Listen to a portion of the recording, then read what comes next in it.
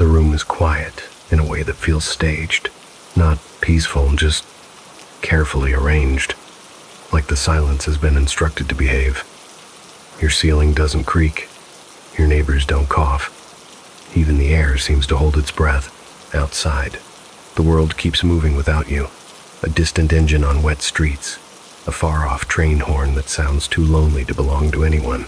Somewhere, a streetlight hums with the patience of something that never sleeps. And here you are, still awake. If you're listening to this in bed, keep the lights off. Let your eyes adjust to the dark until the shadows in your room stop looking like objects and start looking like ideas. If you're driving, don't fight the quiet. Just keep your hands steady on the wheel and don't stare too long into your mirrors. Because tonight's stories don't scream. They don't chase you down hallways. They don't announce themselves with thunder. They do something worse. They lean in close like a voice on an old radio frequency, and they make you wonder whether the life you've been living is truly yours or just something you borrowed for a while.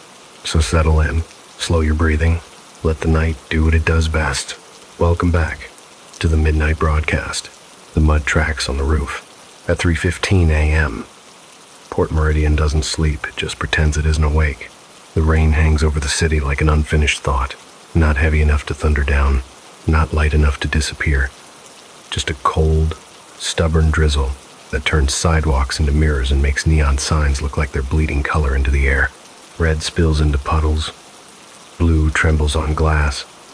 A white sign flickers in a noodle shop window like a tired heartbeat. From the street, Lantern Row looks almost peaceful. The way a place can look peaceful when it's too late for people to fight and too early for them to forgive. Most of the restaurants are closed. The metal shutters are down. The scents of garlic oil and star anise still cling to the bricks, trapped in the damp mortar like old gossip. And if you're awake at this hour, if you're still awake, you can hear the city's private sounds. A delivery truck idling somewhere far away. Engine murmuring like someone talking in their sleep.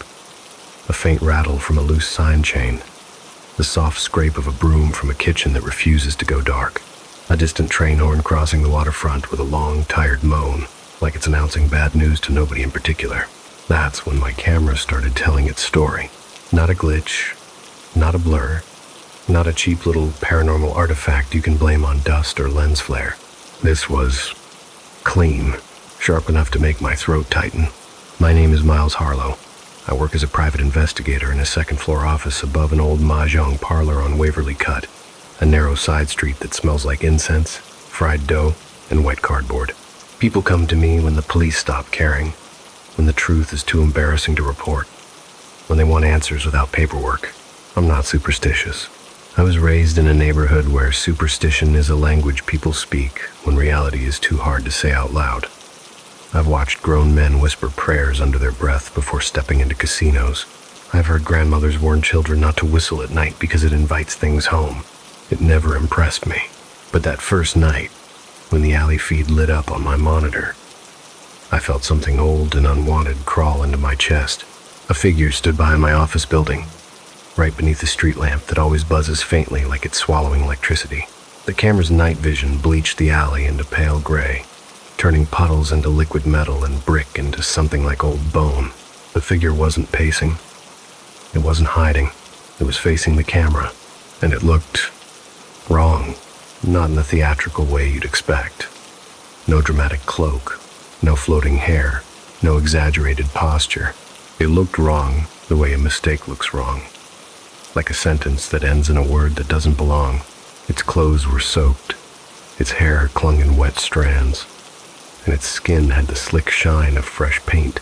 At first, I thought it was rainwater. Then I leaned closer. The shine wasn't clear. It was dark. It coated the figure's chest and arms, thick enough to catch the streetlight like varnish. It stringed down its sleeves. It dripped slowly from its fingers, drop by drop, into a puddle that didn't ripple as it should. Blood. It looked like blood. And the moment my brain formed that word, my mouth went dry. The figure raised its arm. It pointed, not at the camera, not at me. It pointed down the alley toward the street, toward the corner where trash bins sat like hunched animals. It pointed toward the thin gap between buildings where the city's light dies and shadows hold their own meetings. It held the gesture a long time, too long, like a statue built to accuse. And then the figure's head tilted slightly, as if listening. And the most unsettling detail, the detail that turned my spine to ice, was this. The figure smiled. Not a grin, not a snarl. A smile that looked satisfied, as if it had been waiting for me to watch. Then it stepped backward into darkness, and then vanished. No dramatic fade, no smoke, just gone. One frame. It existed. The next. Empty alley, wet bricks, quiet puddles, a street lamp buzzing like nothing unusual had happened. I rewound the footage. Once. Twice. 3 times. No cut. No pixel smear. No reason for my brain to forgive it. Only the timestamp in the bottom corner. Brutally honest. No 3. No 50. No, 9. My first instinct wasn't fear. It was irritation. Not because I'm tough. Because fear is expensive, and my body has learned to save it for the moments that matter. I assumed it was a prank. A street performance. Something dumb that would become a viral paranormal clip for teenagers who don't know what real anxiety feels like yet. So I checked the system logs. The camera wasn't hacked. No remote access. No unusual login. I checked the alley. Nothing. Just wet trash and cigarette butts. A rat watching me from under a dumpster like I owed it rent. That night, I didn't go home. I stayed in the office. Coat still on. Coffee burning bitter in the back of my throat. The mahjong parlor downstairs was quiet now. Chairs stacked. Tables wiped down. The building made its tired noises. Pipes ticking. Elevator cables humming faintly. An occasional sigh from the ancient radiators. I sat in front of the monitor like a man watching a trial. At 3:14, my skin started to prickle. At 3:15, the camera feed did something that felt less like technology and more like a blink. Then the figure appeared again. Same spot, same posture, same wet, dark coating that looked like blood. This time it pointed harder. The arm jerking once, like it was trying to break through the screen and grab my attention. Look. Look there. Don't be stupid. My pulse thudded behind my ears. I whispered without meaning to. What do you want? The figure's mouth opened slightly. The camera didn't capture sound, but I swear, I could hear it anyway, like my brain was supplying audio to match the image. A wet, shallow breathing. A tiny gurgle, and then the head tilted again. Sharper, like it had heard something behind it. It stepped back into the darkness and disappeared. My office felt colder, not temperature cold. The kind of cold where you suddenly become aware of your own body, your throat, your heartbeat, the way your fingers curl slightly as if preparing to defend you. I was still staring at the empty alley when my phone buzzed. A text message. Unknown number. No name. Just digits. You see it now. I stared at those words until the light on the screen made my eyes hurt. I typed back, "Who is this?" The reply came instantly. He did it. I didn't like the way my stomach reacted to that. Not fear or recognition, because I deal with "he did it" every day. It's the oldest phrase in human history. Blame without proof, accusation without comfort. I typed, "Who did what?" The response wasn't a name. It was an address in Lantern Row, less than 5 blocks away near a new tower that had replaced an old textile warehouse. Glass balconies. Keycard entry. The kind of building where the lobby smells like expensive detergent. I stared at the address and felt a slow pressure build behind my ribs. If this was a prank, it was well organized. If it wasn't, then I was being invited into something that had already decided how it would end. I should have turned off the monitor. I should have gone home. But curiosity is the most dangerous kindness you can offer the dark. At 3:29 a.m., I was outside in the drizzle, walking toward the address with my hands in my coat pockets like a man pretending he wasn't nervous. Lantern Row was quieter than I'd ever heard it. The neon signs were dimmer at this hour, their reflections trembling on the wet pavement. The street cat watched me from under a parked scooter, eyes shining like 2 dropped coins. I reached the building, too clean, too new, too bright. I stood across the street and looked up at the rooftop. Nothing, just a black line against the sky. Then I heard it, the soft scraping sound, not loud enough to be construction, not clumsy enough to be an animal, a deliberate scrape rubber against concrete. I squinted, and for half a second, I saw movement at the roof edge, a silhouette sliding low, fast, not upright, like someone standing, low, almost crawling. My breath caught. The silhouette crossed the roofline and vanished. A moment later, something landed, a dull, wet thud, like a foot stepping into mud. That made no sense, because rooftops don't have mud, not 5 stories above a city of asphalt and glass. The next morning, I bribed a security guard with a tired smile and a folded bill. I rode the elevator up, feeling the sterile air of the building press against my skin. On the roof, the wind was sharp and salty. I could see the waterfront cranes in the distance like giant skeleton hands, and there near the maintenance ladder were the tracks. Footprints, not dust prints, not scuffs. Footprints made of thick brown mud, fresh enough to still look wet, and beside the prints, long, thin scrape marks cut across the concrete as if something had been dragged, or something with metal edges had slid. I crouched. The mud didn't smell like the street. It smelled like riverbed, like deep silt stirred up, like the bottom of something that hadn't seen light in years. I stood slowly, staring at the prints. Then I looked toward the neighboring roofs. They were close enough for a confident person to jump. And suddenly, the case shifted in my mind from supernatural to something colder. A thought slid in, smooth and awful. What if the ghost wasn't a ghost at all? What if it was a performance, a trick, built on fear and timing, a human wearing horror like a costume because it works? That night, at 3:15, I sat in my office again, watching the live feed. The screen blinked, the blood-wet figure appeared, but this time, it leaned closer to the lens, as if it knew I'd learned something, as if it could smell my doubt, and then the pointing finger slowly turned, until it pointed straight into the camera, straight at me. By the third night, the camera felt less like a device and more like an appointment. I started waking up early evening with the strange sense that something had already begun without me, like the city had a private schedule and I'd been added to it without consent. Even when I wasn't watching the live feed, I caught myself picturing that alley behind my office, the wet bricks, the puddles turning streetlight into trembling metal, the narrow throat of darkness where the figure always pointed. It bothered me more than it should have, not because it was frightening, because it was precise. Fear is messy. Fear makes people run too soon, scream too late, forget details, remember shapes wrong. But this thing, whatever it was, performed on time. 3 nights in a row, at 3:15 a.m., like a broadcast. And in Port Meridian, anything that runs on schedule is either a machine or a person with discipline. I told myself I was being drawn into an obvious con, yet my body didn't behave like it believed my logic. I began noticing small things, how my jaw stayed clenched throughout the day, how I flinched at phone vibrations, how my dreams filled with rooftop edges and the sensation of empty air beneath my feet. The city itself seemed to lean in, complicit. Port Meridian's Chinatown Lantern Row has always had 2 levels.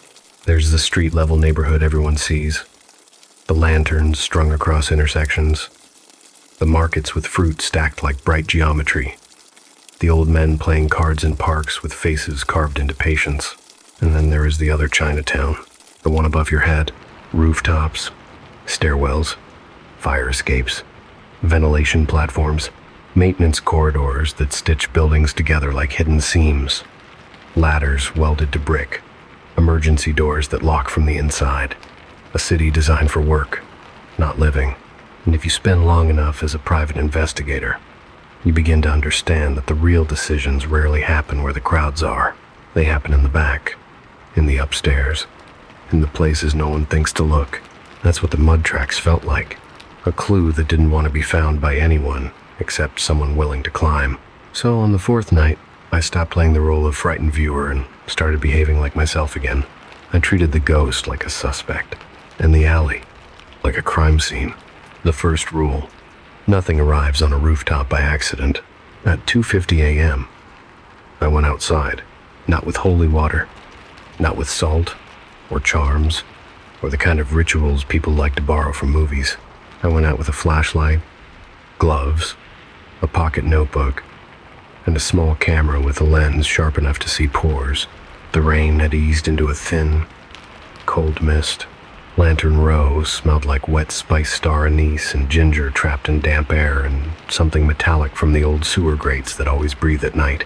Behind my building, the alley was narrow and slick, cardboard softened into pulp along the edges. The dumpsters sat heavy and dark, lids dented, as if they'd been punched more times than anyone could count. I crouched near the street lamp where the figure always stood. My flashlight beam swept across brick. Nothing, at first. Then I saw it faint scuffs along the wall, higher than shoulder level, fresh abrasions where the brick surface had been scratched clean, and on the ground, the smallest hint of grit displaced in a thin crescent, as if a foot had landed there and launched upward. I imagined someone climbing fast, not the clumsy scrambling of a desperate intruder. Something efficient, familiar. A body trained to treat vertical surfaces like suggestions. I looked up. The fire escape above the alley didn't sit directly overhead. It was offset to the left, reachable only if you knew exactly where to jump. The building wasn't made for climbing, which meant the climber was made for it. I followed the angle with my eyes, tracing the route my ghost might have taken. A vertical line, a ledge, a narrow metal lip, then the fire escape. I couldn't see the roof from there. Not fully, but I could feel it. That old sensation standing beneath something and realizing you are not alone, even if you don't yet see who is watching from above. At 3:06, I stepped back inside my office and locked the door. At 3:10, I dimmed the lights. At 3:12, I sat down in front of my monitors and made myself breathe like this was any other case. In, out, slow, steady. At 3:14, the air in the room felt heavier, as if the building itself was anticipating something. At 3:15, the alley feed blinked, and the figure appeared. It looked wetter than ever, as if it had crawled out of the city's throat. It faced the camera and held perfectly still, and the blood clung and shined, and the hair hung like kelp. Then the finger lifted. It pointed down the alley toward the street, the exact same direction as always, but this time, I wasn't watching the finger. I was watching the ground. I leaned close to the screen until my eyes strained. Near the figure's feet, right where the puddles reflected streetlight, there was something else. A faint outline. Not a shadow. A strap. A thin strap running up the ankle into the dark fabric of the suit. My stomach tightened. A costume. Not a spirit. A performance. The figure held the pose. Then, slowly, as if it knew I was looking closer now, the head turned toward the camera. The smile formed, and even through night vision, even through grain, I saw the unnatural stillness of the mouth. Too stiff, too clean, not the flexible movement of living skin. A mask. Then the figure stepped backward into darkness and vanished, not by fading, by moving out of frame with practiced speed, like someone who had memorized exactly how long they could stay on screen. I glanced at the timestamp. Noon 3:15, 9 a.m. I didn't wait for my phone to buzz this time. I grabbed my coat and ran downstairs. Lantern Row at 3:16 a.m. Feels like a set built for a crime. The street outside was damp and shining. The neon reflections turned every puddle into a small, distorted portal. Somewhere a kitchen exhaust fan hummed, steady and indifferent. I moved fast without making a scene. My shoes slapped wet pavement softly. The air bit my lungs. I kept my eyes scanning not just the alley, but the rooftops above it. Edges, shadows, anything that shifted against the sky. At the mouth of the alley, I stopped and looked up again. That's when I heard it. Not footsteps, the scrape rubber against concrete. Then the soft tap like a hand touching metal. The sound came from above. I ducked back into shadow and forced myself not to stare in obvious ways. It's instinct, when you think someone is watching you, to look straight at the place you fear. But predators learn that instinct. Predators exploit it. So I acted casual, like a man checking his phone, and angled my gaze upward using the reflection in a storefront window. The glass showed the roofline above me, and there, a shape moved across the edge of the neighboring building. Low, fast, smooth, a silhouette that didn't hesitate at ledges the way normal people do. It approached a gap between buildings, and for a heartbeat it paused in perfect stillness. gathering itself. Then it jumped. Not a desperate leap, a confident flight. The figure cleared the gap and landed on the next roof with a softness that made me feel dizzy. It kept moving, almost floating, disappearing into the dark geometry of the rooftop city. I stood frozen for a second. The alley behind me was quiet again, but the air felt different now. I'd seen enough to know what I was dealing with. A trained body, a rooftop runner, someone who used height as a hiding place. That knowledge should have comforted me. It didn't, because ghosts are supposed to be impossible. Humans are possible, and humans can be hired. The mud was the signature. The next morning, I went where the finger had pointed me. The luxury condo building near the old textile warehouse site.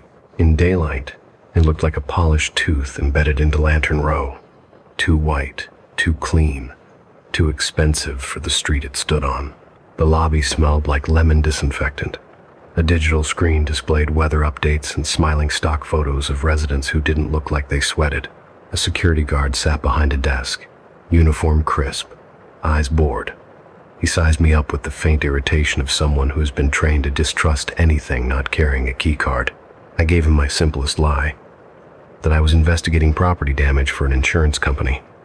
I showed him a business card that looked official enough to pass under fluorescent light. He hesitated. Then, greed overcame caution. $20 changed hands with the subtlety of a handshake. The elevator ride felt sterile. The music inside was slow piano designed to make you feel rich and calm. It made me want to break something. The doors opened at the top. The rooftop access corridor smelled of paint and new insulation. The rooftop door was heavy, and it thumped shut behind me like a vault closing. Outside, the wind slapped me with salt.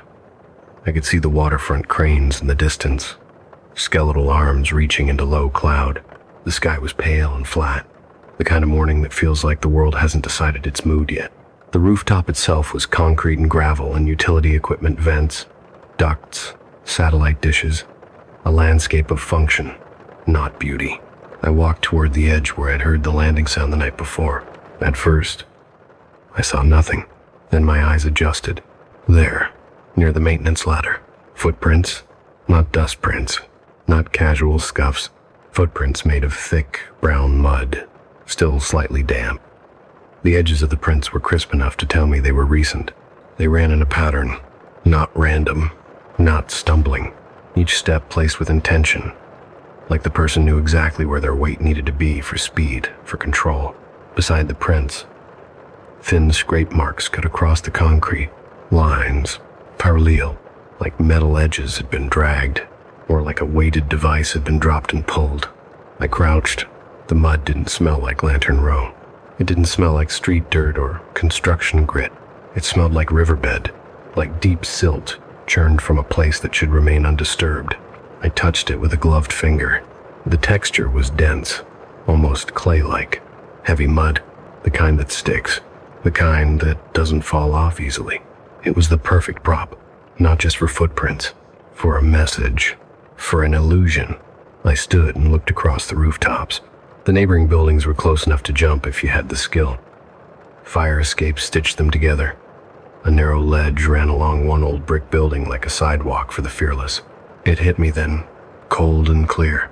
Someone had built a route, a path across the rooftops, leading from the waterfront where the mud lived into Lantern Row, directly above my office. This wasn't hauntings. This was logistics. A performance planned the way you plan a heist. And the ghost in my alley wasn't trying to frighten the whole neighborhood. It was aimed at one person, me. The second camera changed everything. If I wanted proof, I needed more than one angle. So that afternoon, I bought a compact outdoor camera and a small industrial magnet mount. I climbed to my building's roof and hid it behind a vent stack, aimed precisely at the gap between my rooftop and the neighboring building. I positioned it so it would catch anyone landing. Then I ran a power cable along the wall, taped it down beneath piping, and tested the feed. The view was sharp enough to see raindrops, sharp enough to see dirt under fingernails, sharp enough to catch a face, if the face existed. That night, I didn't sit comfortably. I sat like a man waiting for surgery. At 3:14, my throat tightened. At 3:15, the alley camera blinked.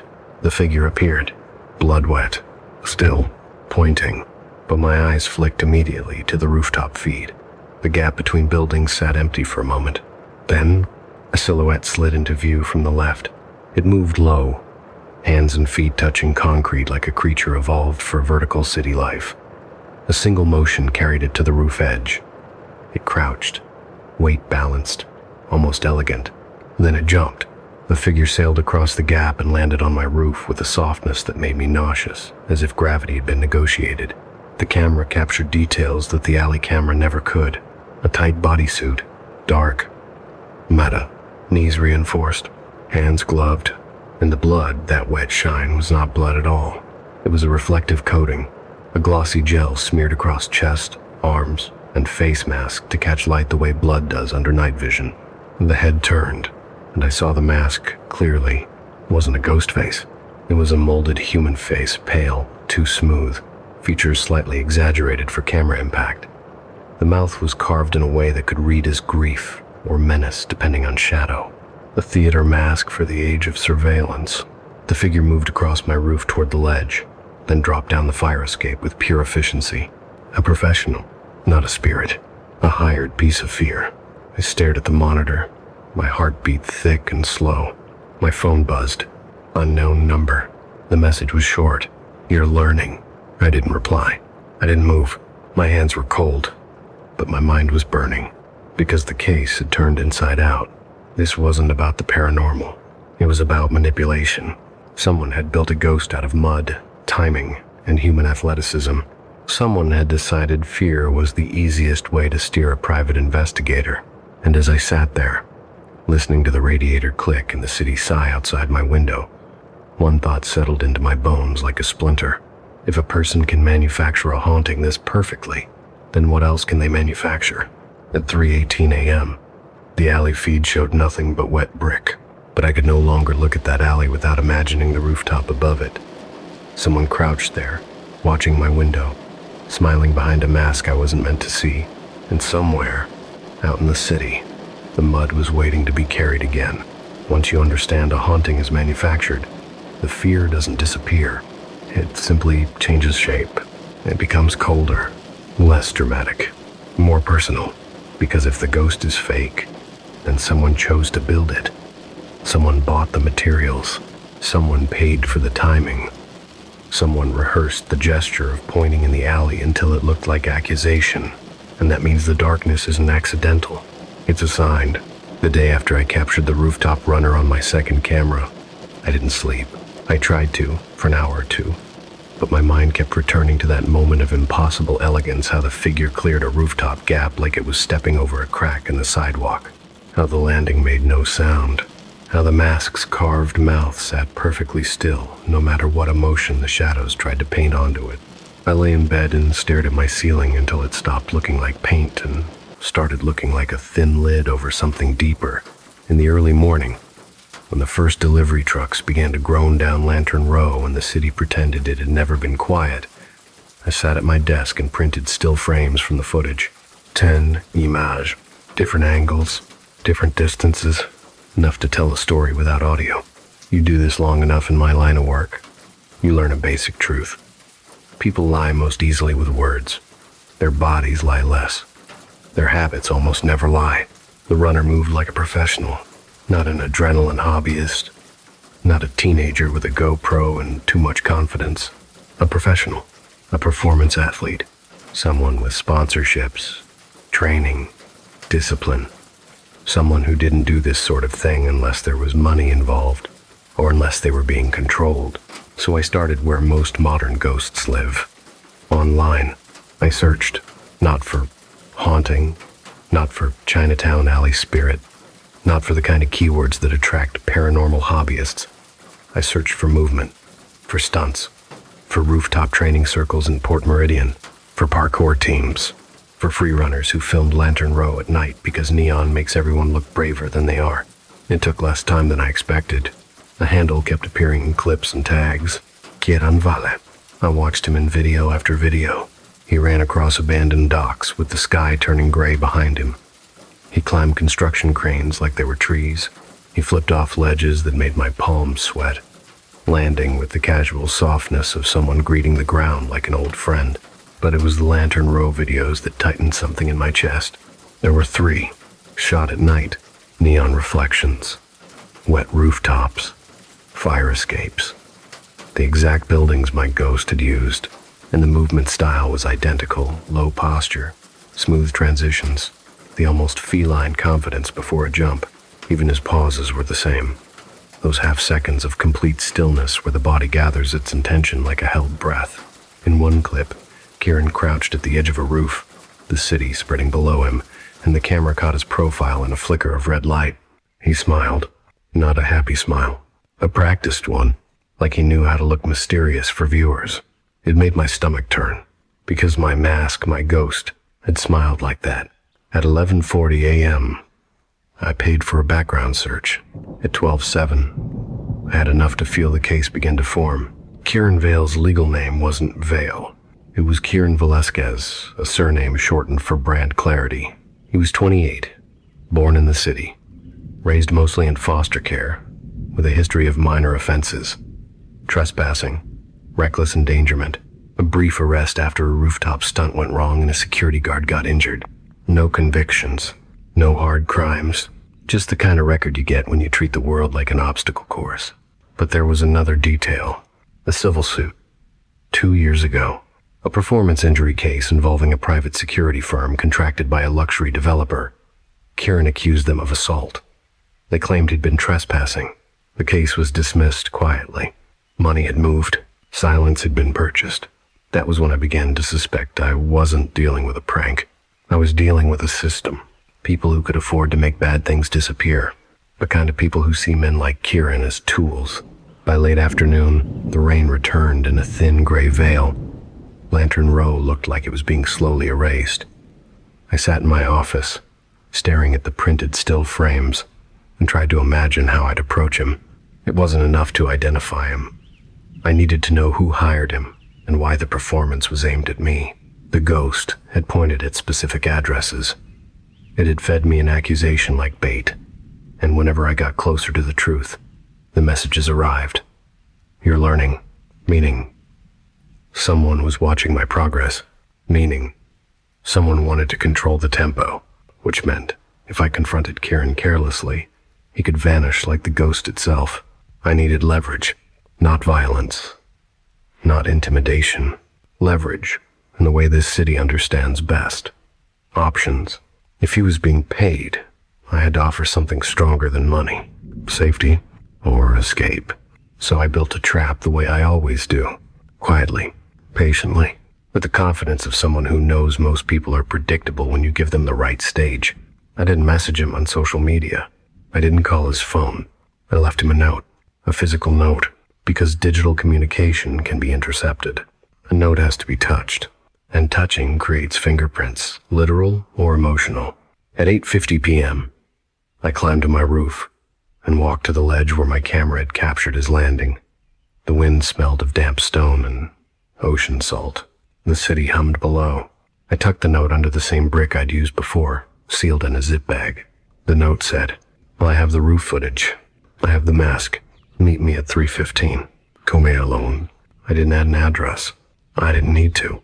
If he was watching me, he already knew where I was. And if he wasn't watching me, then he wasn't my ghost. That night, I didn't sit inside waiting for screens. I went onto the roof and waited in the cold. There's something different about waiting outdoors at night, above the city. Inside, you can pretend you're safe behind walls. You can pretend the world is outside you. On a roof, the world is all around you. Wind presses against your face like a question. Distance makes every sound feel like it belongs to someone else. And the height does something to your mind. It reminds you of gravity. It reminds you your body is not made for mistakes. At 2, femme to femme, a.m. I sat behind a vent stack with my coat pulled tight. At 3:05, rain began again, light enough that it felt like the sky was whispering. At 3:11, my breath started steaming. At 3:14, the city went quieter. Not silent, Port Meridian never goes silent, but quieter in the way a crowd hushes when someone steps onto a stage. And then, movement. A shape slid over the neighboring roofline. Low, fast, silent. It approached the gap between buildings, paused in that familiar stillness, and jumped. The landing was perfect. I watched the figure crouch, rain glittering on the suit like dark jewels. The mask shone pale. An artificial face turned toward my roof as if it could sense where I hid. The figure rose slowly. It walked toward the brick. It reached down. It found the note. A moment of stillness as it read.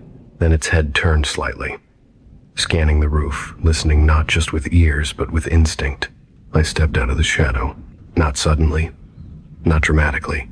I moved with deliberate calm, letting him see me the way you let a nervous dog see your hands. The figure froze. The rain tapped softly on metal ducts.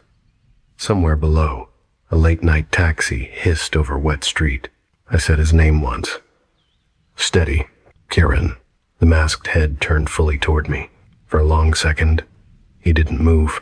Then, slowly, he raised his hands, not in surrender, but in a gesture of, all right, as if I'd interrupted him mid-performance. I figured you'd get curious, he said. His voice was young, not rough, not supernatural, human. The sound of it made the whole thing worse. Take it off, I said. He didn't obey immediately. He tilted his head, studying me like I was a new kind of obstacle. You alone? He asked. Yes. A beat. Then he exhaled through the mask, an impatient huff, and reached up. The mask came off with a soft suction sound.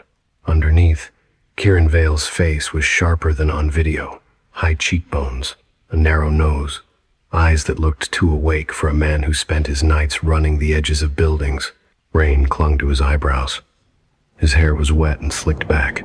He didn't look guilty. He looked tired. Happy now? He asked, like I'd demanded he remove a hat. I held up my phone, screen glowing. A still frame. His landing, clear enough to be undeniable. I can hand this to the police, I said. Trespassing, stalking, breaking and entering if we count private rooftops. And the masks, the gel, whatever you're using to make yourself look like blood on camera, that's intent. That's premeditation. Kieran's eyes didn't widen. He didn't panic. He smiled faintly. You're assuming the police would care, he said. The way he said it was casual, but something cold threaded through it. A familiarity with how the system bends. I stared at him, letting the rain and silence do what pressure always does. Finally I said, Who hired you? Kieran's smile faded. He looked past me over my shoulder toward the darker side of the roof where the city light didn't reach cleanly. Then he looked back. I'm not supposed to tell you that, he said quietly.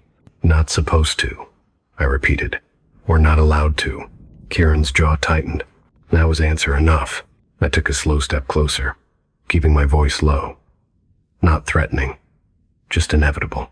You're doing all this to manipulate me, I said. To point me towards suspects, addresses, people. Someone wants me looking in the wrong direction, or the right direction. Either way, it's control. Kieran's eyes flickered. He didn't deny it. I'm paid to make sure you feel watched, he said. That's it. And the ghost? I asked. Kieran shrugged, as if the word annoyed him. They wanted it dramatic, he said.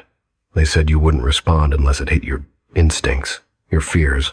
My fears, I said, tasting the phrase. So you studied me. Kieran didn't answer. The rain thickened slightly, tapping harder against metal. A long breath passed between us. Then I said, How much? Kieran gave a short laugh. It's not about how much, he said. If it was, I'd tell you the number and we'd both pretend that solves things. I felt the wind shift, and with it came that same uneasy sensation I'd felt before, like the city had become staged again. Like the roof itself was listening. Kieran's gaze darted once more toward the dark side of the rooftop. His voice dropped. He watches, Kieran said. My stomach tightened. Who?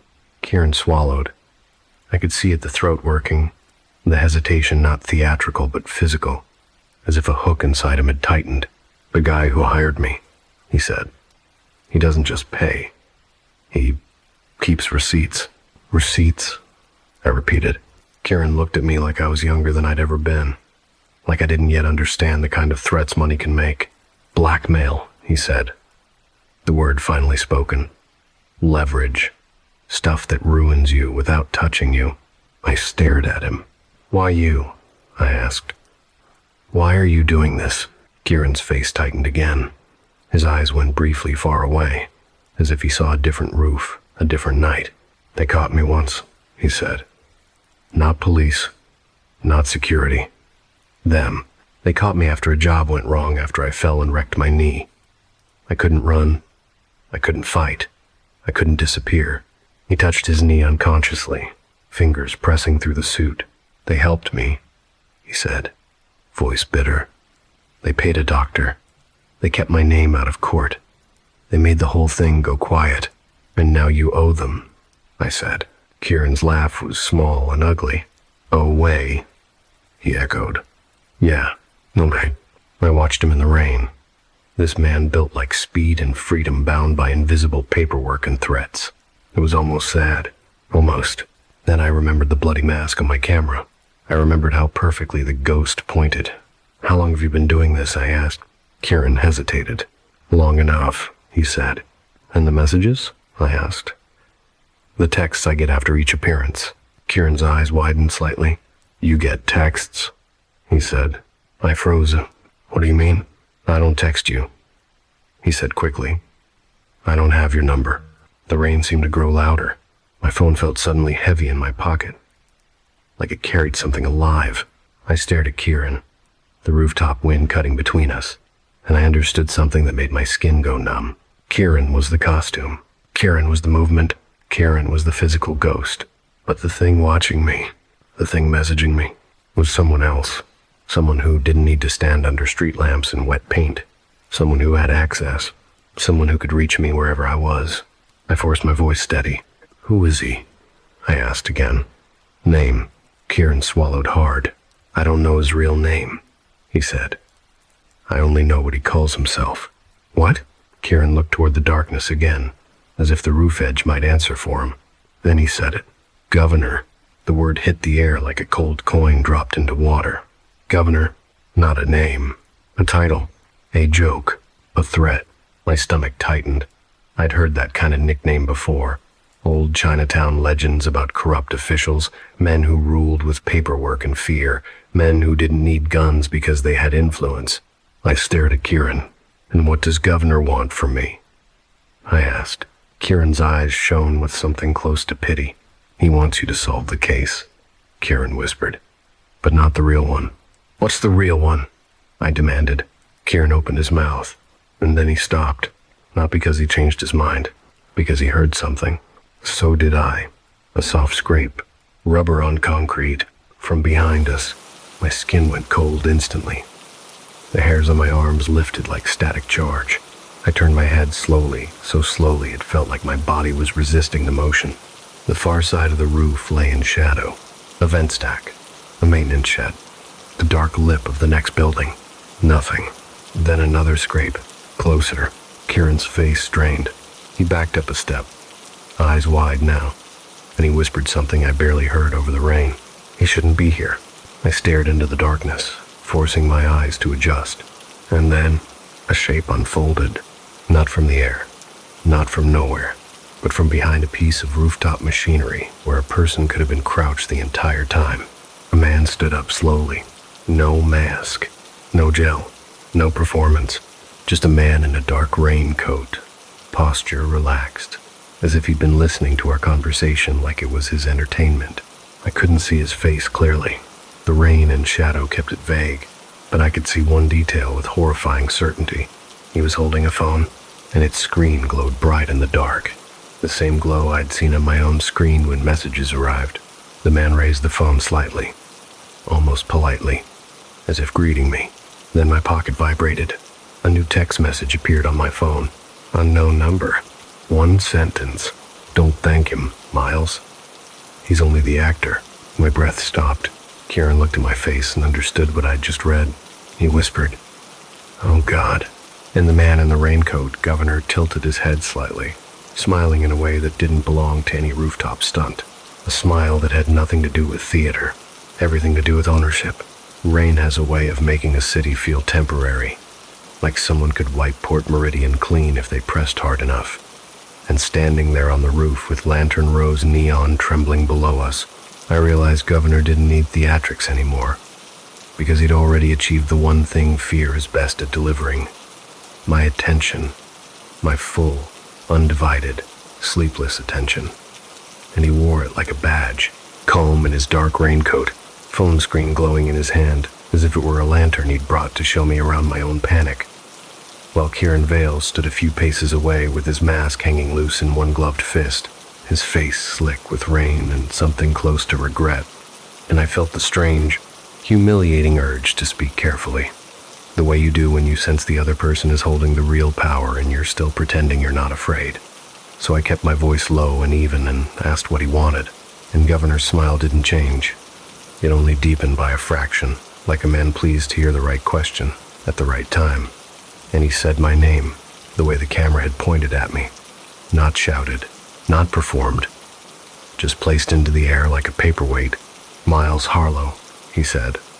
And the fact that he knew it with such ease made my stomach tighten in a new way, because it didn't feel like he'd discovered it tonight. It felt like he'd been using it for a while, and then he gestured with the phone, casual, almost friendly, toward the alley side of the roof, as if inviting me to step closer to the ledge and look down. And when I didn't move, when I held my ground, the way men do in old stories right before they make the wrong choice, he simply continued, telling me that I'd been doing excellent work, that I'd been quicker than expected, that the city needed people like me, people who followed patterns and didn't get sentimental. And I heard the way he spoke, the cadence of someone accustomed to giving orders without raising his voice, and I understood the nickname then, not as some Chinatown myth dressed in modern clothes, but as a private joke he allowed himself, because he governed through leverage and timing and the knowledge of where to stand so that others would shift first. And as he talked, my phone buzzed again with another message. Known number, a sentence that landed like a thin blade. You don't get to choose who writes this case. And I watched Kieran's eyes flicker when my screen lit, watched the tiny shift in his posture that told me he wasn't receiving the same texts, and that meant Governor's reach wasn't limited to rooftop stunts and mud props. It was inside systems, inside networks, inside the quiet infrastructure everyone trusts without thinking. And I wanted to demand how. I wanted to ask whether my office cameras had been rerouted, whether my number had been scraped from some database, whether the city itself had been turned into his instrument. But Governor didn't give me space to build my own rhythm, because he was already moving us to the next beat. He said he had a job for me, a real job. And in that phrase, the air changed, because a real job implies a fake one. The alley ghost and the pointing finger and the mud on rooftops suddenly felt like the opening act of a much longer show. The Governor said there was a man in Lantern Row, a man who'd been stealing, a man who'd been hurting people in ways that didn't show up on police reports, a man who hid behind community respect, the way rot hides behind varnish. And he said I would find him, I would document him, I would bring Governor what he needed, and I asked why he didn't do it himself.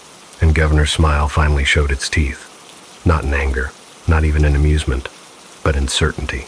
And he said because I would be believed, because a private investigator is a respectable blade, because I was already haunted enough that when I knocked on doors and asked questions, people would sense urgency in me and mistake it for integrity. And he let that sink in before he added, almost gently, that this wasn't a request. And then Kieran spoke for the first time in a voice that sounded strained at the seams, telling Governor he'd done what he was paid to do, that the performance was complete, that they could stop now. And Governor turned his head slightly toward Kieran the way you might acknowledge a dog barking outside a window.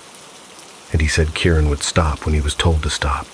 And Kieran's face tightened, his jaw working, and for a heartbeat I thought he might run, not across rooftops, but away from the entire arrangement. But he didn't, because whatever receipts Governor held had weight heavier than gravity.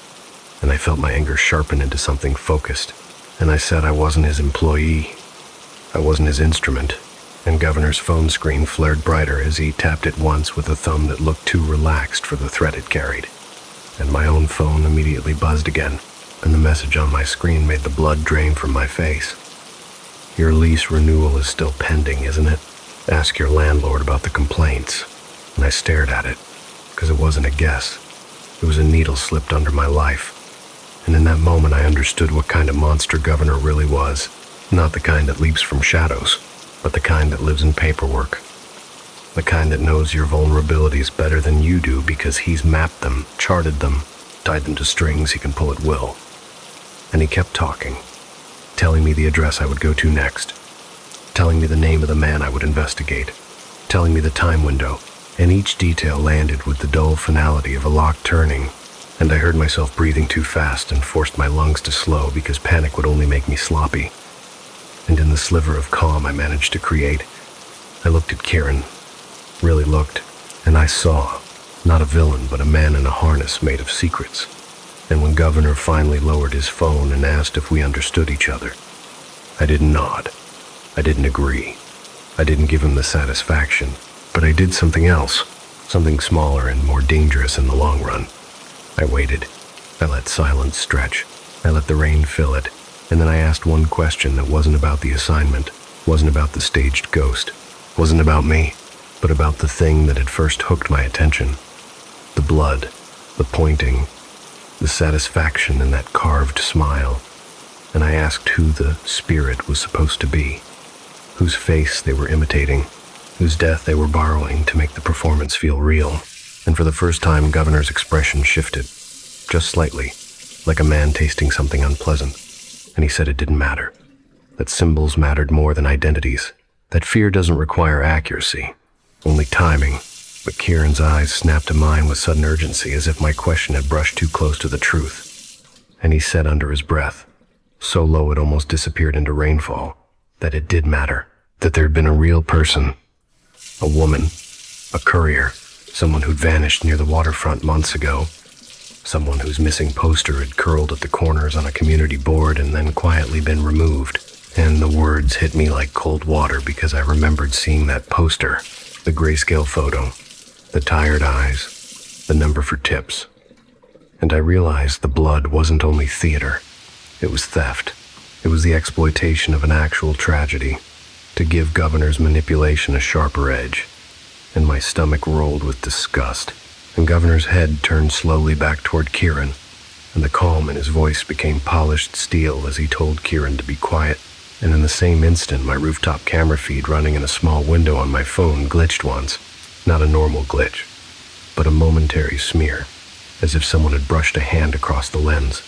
And when the image returned, I saw something that made my skin go numb. Fresh mud prints had appeared behind me on the roof, a line of wet brown footprints leading from the maintenance shed toward where we stood, and my first thought was ridiculous.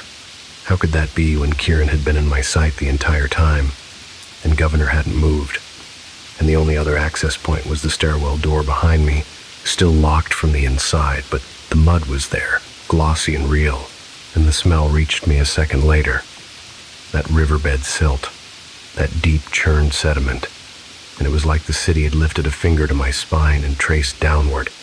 And Kieran saw it too and went pale, whispering that it wasn't him, it wasn't his route. He hadn't touched the waterfront mud tonight. He'd come straight from wherever Governor had kept him waiting. And Governor didn't look surprised at all. He looked pleased, as if the appearance of impossible mud on a secure roof was not a problem but a punctuation mark. And my phone buzzed again with a final message that felt like a whisper directly into the back of my skull. There's more than one way to cross a roof. And in that moment, with the rain hissing and the neon below trembling and the mud prints advancing behind us like the signature of something unseen, I realized Governor wasn't simply hiring a runner. He was building a network, a system of fear that could move through the city without showing its face. And the worst part was that my rational mind, my stubborn, skeptical mind, could no longer prove where the performance ended and something else began. Because if this new line of footprints wasn't Kieran's, and Governor hadn't moved, and the stairwell door hadn't opened, then either I was being fooled by my senses in a way so precise it felt supernatural, or someone else was up here with us, crouched just out of sight, wearing the city like a costume, waiting for 3:15 to become not a time on a screen, but a rule I would live under. I wish I could tell you that what happened next was cinematic, that someone screamed, that someone ran, that lightning split the sky and revealed a face where there shouldn't have been one. But the truth is, Port Meridian doesn't do drama when it wants to truly hurt you. It does something quieter, more humiliating, more absolute. And that night on the roof, it simply rearranged reality with the calm patience of paperwork. Because as soon as I saw the fresh mud prints behind me, wet, glossy, smelling of deep riverbed silt, I understood that the performance had evolved beyond Kieran Vale, beyond masks and reflective gel, beyond the simple logic of a runner with a route. And I also understood something worse. Governor wanted me to notice. He wanted that little failure of rationality to slide under my ribs and sit there like a stone. So I did the only thing an investigator can do when the world stops obeying itself. I tested it. I moved backwards slowly, keeping my eyes on the prints, and I watched the mud shine under the rooftop lights, and I watched the edges of each footprint tremble slightly in the rain as if the mud were still settling, still fresh enough to hold warmth, and Kieran stepped away from them like they were a snake, whispering again that it wasn't him. It wasn't his route. He hadn't been anywhere near the waterfront. His voice tight with panic because a man like him trusts physics the way a priest trusts scripture, and physics was breaking in front of his eyes. Governor stayed calm. Governor stayed almost bored, phone in hand, shoulders relaxed under his raincoat, as if the city itself were only confirming what he'd been trying to teach me all along, that power doesn't need to explain itself. It only needs to demonstrate. And then he spoke in that steady tone that never rises, telling me it was time, that I had my assignment, that Lantern Rose respectable man would be waiting for my questions. And I realized with a slow chill that Governor wasn't asking me to investigate a criminal. He was asking me to perform an execution with documents, to build a narrative that could destroy someone publicly while protecting someone else privately. Because the old trick, in any district, in any era, is to redirect the crowd's anger toward the wrong target while the real theft continues in clean offices above. And my phone buzzed again with an address and a name. And when I tried to shut the screen off, it lit again, refusing to go dark like the device had stopped being mine, and the message underneath the name was short and unbearable. Do it, or you'll join her. And when I read those last words, I felt the blood drain from my hands, because I knew exactly what her meant now. The missing courier Kieran had almost named, the curled poster that had vanished from the community board, the woman whose tragedy had been stolen and repainted into a bloody ghost to scare me into obedience. And for a moment anger rose so hot it made my vision blur, the kind of anger that makes you believe you could bite through steel. And I stepped toward Governor before I could stop myself, demanding he tell me what he did to her, demanding he tell me where she was, demanding anything that would bring the story back into a shape that could be fought. But Governor didn't flinch. He just held up his phone slightly as if it were a badge and said softly that I didn't want to ask that question on a roof. The questions echo up here, and in the same moment the rooftop camera feed on my phone blinked and returned with a new angle. An angle I hadn't selected. An angle from a camera I didn't own showing my office from across the street, the second floor window, the dim interior, the mahjong parlor sign below, and I felt my stomach drop because it wasn't a live public feed. It was too clear, too intimate. The camera was close enough to see the reflection of my desk lamp. And then on the screen I saw the inside of my office door open slowly. Not forced, not kicked, but unlocked as if by someone with a key, and a figure stepped in, moving with casual familiarity, wearing no mask, wearing no reflective gel, just ordinary dark clothing that would disappear in any crowd. And the figure walked directly to my desk, paused as if listening, then reached down and picked something up. And my throat tightened as I recognized it. The old printed missing poster I'd torn off the community board months ago out of vague pity, folded and forgotten under a stack of case files, and the figure smoothed it once, almost lovingly, then set it back down and turned toward my alley monitor as if checking whether the ghost performance had worked. And Governor watched my face while I watched the feed and smiled with the satisfaction of a man revealing the second blade after you've already surrendered to the first. And he told me, not cruelly, but with simple precision, that the city is full of keys, that buildings are full of doors that open for the right hands, that cameras are only trustworthy when no one important is watching them. And I realized then that the new mud prints on the roof were not the mystery at all. They were a message. Someone had crossed my roof without being seen because someone could cross my life without being seen. And I turned my head sharply, scanning the rooftop darkness, vent stacks, maintenance shed corners, the lip of the neighboring building, and for one dizzy second I saw movement in the rain. Just a slight shift of shadow where shadow shouldn't shift. Something crouched low, still, listening, and the scent of river mud deepened as if someone had carried it closer, and Kieran whispered, voice cracking, that it was impossible, that there was no route, no jump, no access, that the stairwell door had never opened, and Governor answered him with a soft laugh and said, there are routes you don't practice with your legs. There are routes you practice with influence. And while he said it, my phone buzzed again and the camera feed from my office swung as if someone had picked up the device and aimed it, and the lens now pointed straight at the street outside my building, where a lone figure stood under the buzzing street lamp in the alley. Drenched, hair hanging in clumps, skin shining wet and dark, facing my camera exactly like the ghost. Except this time there was no theatrical stillness. There was a heaviness to the posture that made my mouth go dry, and the figure raised its arm and pointed not down the alley, not toward a convenient suspect address, but upward, directly toward my rooftop, directly toward me. And as the finger lifted, I noticed a detail the previous nights had hidden. The hand wasn't gloved. The fingers were bare and pale and trembling, and along the wrist, half hidden by a soaked sleeve, there was a thin dark band like an old hospital bracelet.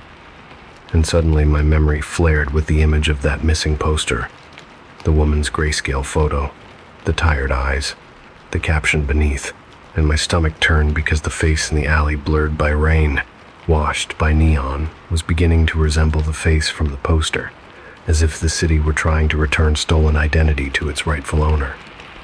And Governor watched me watch her and said quietly, almost kindly, that now I understood why he needed a private investigator, because a ghost can accuse, but only a professional can make accusation official. And I felt my knees go weak not from fear of the supernatural, but from the realization of the trap's elegance. The old folklore trick dressed in modern surveillance. Create a haunting, direct the blame, weaponize belief, and when the investigator tries to expose the con, reveal a truth beneath it so disturbing it makes the con feel harmless. And my phone buzzed one final time with a message that seemed to pulse like a heartbeat on the screen. 3:15 is not when she appears. Miles, 3:15 is when she's allowed to point. And as those words sank in, the rooftop wind shifted, the rain thinned, and the mud prints behind me, those impossible prints, began to darken as if something heavy had stepped into them again. And I didn't hear footsteps. I didn't hear a landing. I didn't hear the scrape of rubber. But I felt the air change at my back, the way you feel a person standing too close behind you without touching you. And I knew with a cold clarity that made my teeth ache that Governor's true weapon wasn't Kieran's parkour at all. It was the city itself, the fact that he could place anyone, anywhere, at any time, and make it look like fate. And when I finally forced myself to turn around, bracing for the worst, all I saw was the line of mud prints ending at the edge of the roof, ending abruptly, mid-step, as if whoever made them had simply walked off into the empty air. And below, in the alley, the drenched figure tilted its head and smiled faintly. Not the carved smile of a mask, but the exhausted smile of someone who has been used as a symbol for too long. And then the finger pointed again, slower this time, not accusing, not commanding, but begging, and I understood the ending Governor wanted for me. Not death. Not arrest, not a grand finale, but complicity. The slow burial of my own integrity under the weight of a case that would look righteous on paper. And as Governor finally turned to leave, already bored, already certain, he said, one last thing without looking back, something that sounded almost like advice, almost like mercy. You can expose my actor, he murmured, but you can't expose the stage.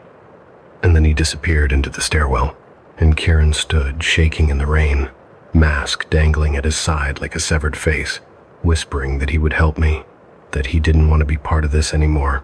But I barely heard him because my eyes were fixed on the alley feed, on the drenched woman pointing upward at me. And when the timestamp on the corner of the screen rolled over to 3:16, she lowered her hand, and the street lamp above her flickered once, twice, then went steady, and the alley returned to ordinary wet brick and dumpsters and puddles, leaving me alone with the mud on my roof, the new camera angle in my pocket, and the sickening knowledge that in Port Meridian the scariest thing isn't a ghost that can't be proven, it's a man who can manufacture proof. And the next night, when I thought I'd disabled every camera in my office and thrown my phone into a drawer, I still woke up at 3:15 to the sound of a faint scrape above my ceiling, slow and deliberate, like bare toes dragging across plaster. And when I opened my eyes, the first thing I saw in the dark was a wet brown footprint blooming on my bedroom ceiling. Fresh mud spreading outward, gravity-defying, as if the rooftop had finally learned the route into my home. The silent finger. The operating room has its own kind of weather. Not wind, not rain, a chill that never lifts. A brightness that doesn't warm. A clean smell so sharp it feels like it could cut skin. When I think of arrogance now, I don't picture a man shouting. I don't picture a fist on a table. I picture gloved hands under surgical lights, steady, confident, refusing to tremble because trembling would mean admitting that life is not obedient. I spent most of my career believing I could command it anyway. The night my world began to take payment, I was still Dr. Gideon Ashford, Chief of Cardiothoracic Surgery at Street Bartholomew Mercy, the kind of hospital that carries its own gravity. People spoke the name with a certain reverence, as if even the syllables were sterile. In the city, ambulances didn't just drive toward us. They submitted. That mattered to me more than it should have. I had a reputation for speed, for results, for doing things others hesitated to do. In medicine, hesitation is called caution in public and fear in private, and I disliked both. I had no patience for soft voices or trembling hands or younger surgeons who stared at monitors like they expected the machines to answer for them. Cut, I would say, and they would cut. Clamp, and they would clamp. I knew what it did to people, how my certainty made them straighten their backs and push harder. I also knew what it did to me. It made me forget a simple truth. The body is not a machine. It is a loan, and loans come due. My daughter, Lena, was 12 years old that year. She had my stubbornness, her mother's quiet intelligence, and the kind of laugh that made hospital corridors feel briefly human when she visited after school. She would sit in my office chair and spin slowly like she owned the building, kicking her feet against the desk. I didn't see her much. That's the part of the story that makes my throat tighten now, even after everything. The night of the accident, I left the hospital at 2:40 a.m. after a 14-hour shift. The city outside was wet with late autumn rain, streets reflecting traffic lights like they were bleeding color.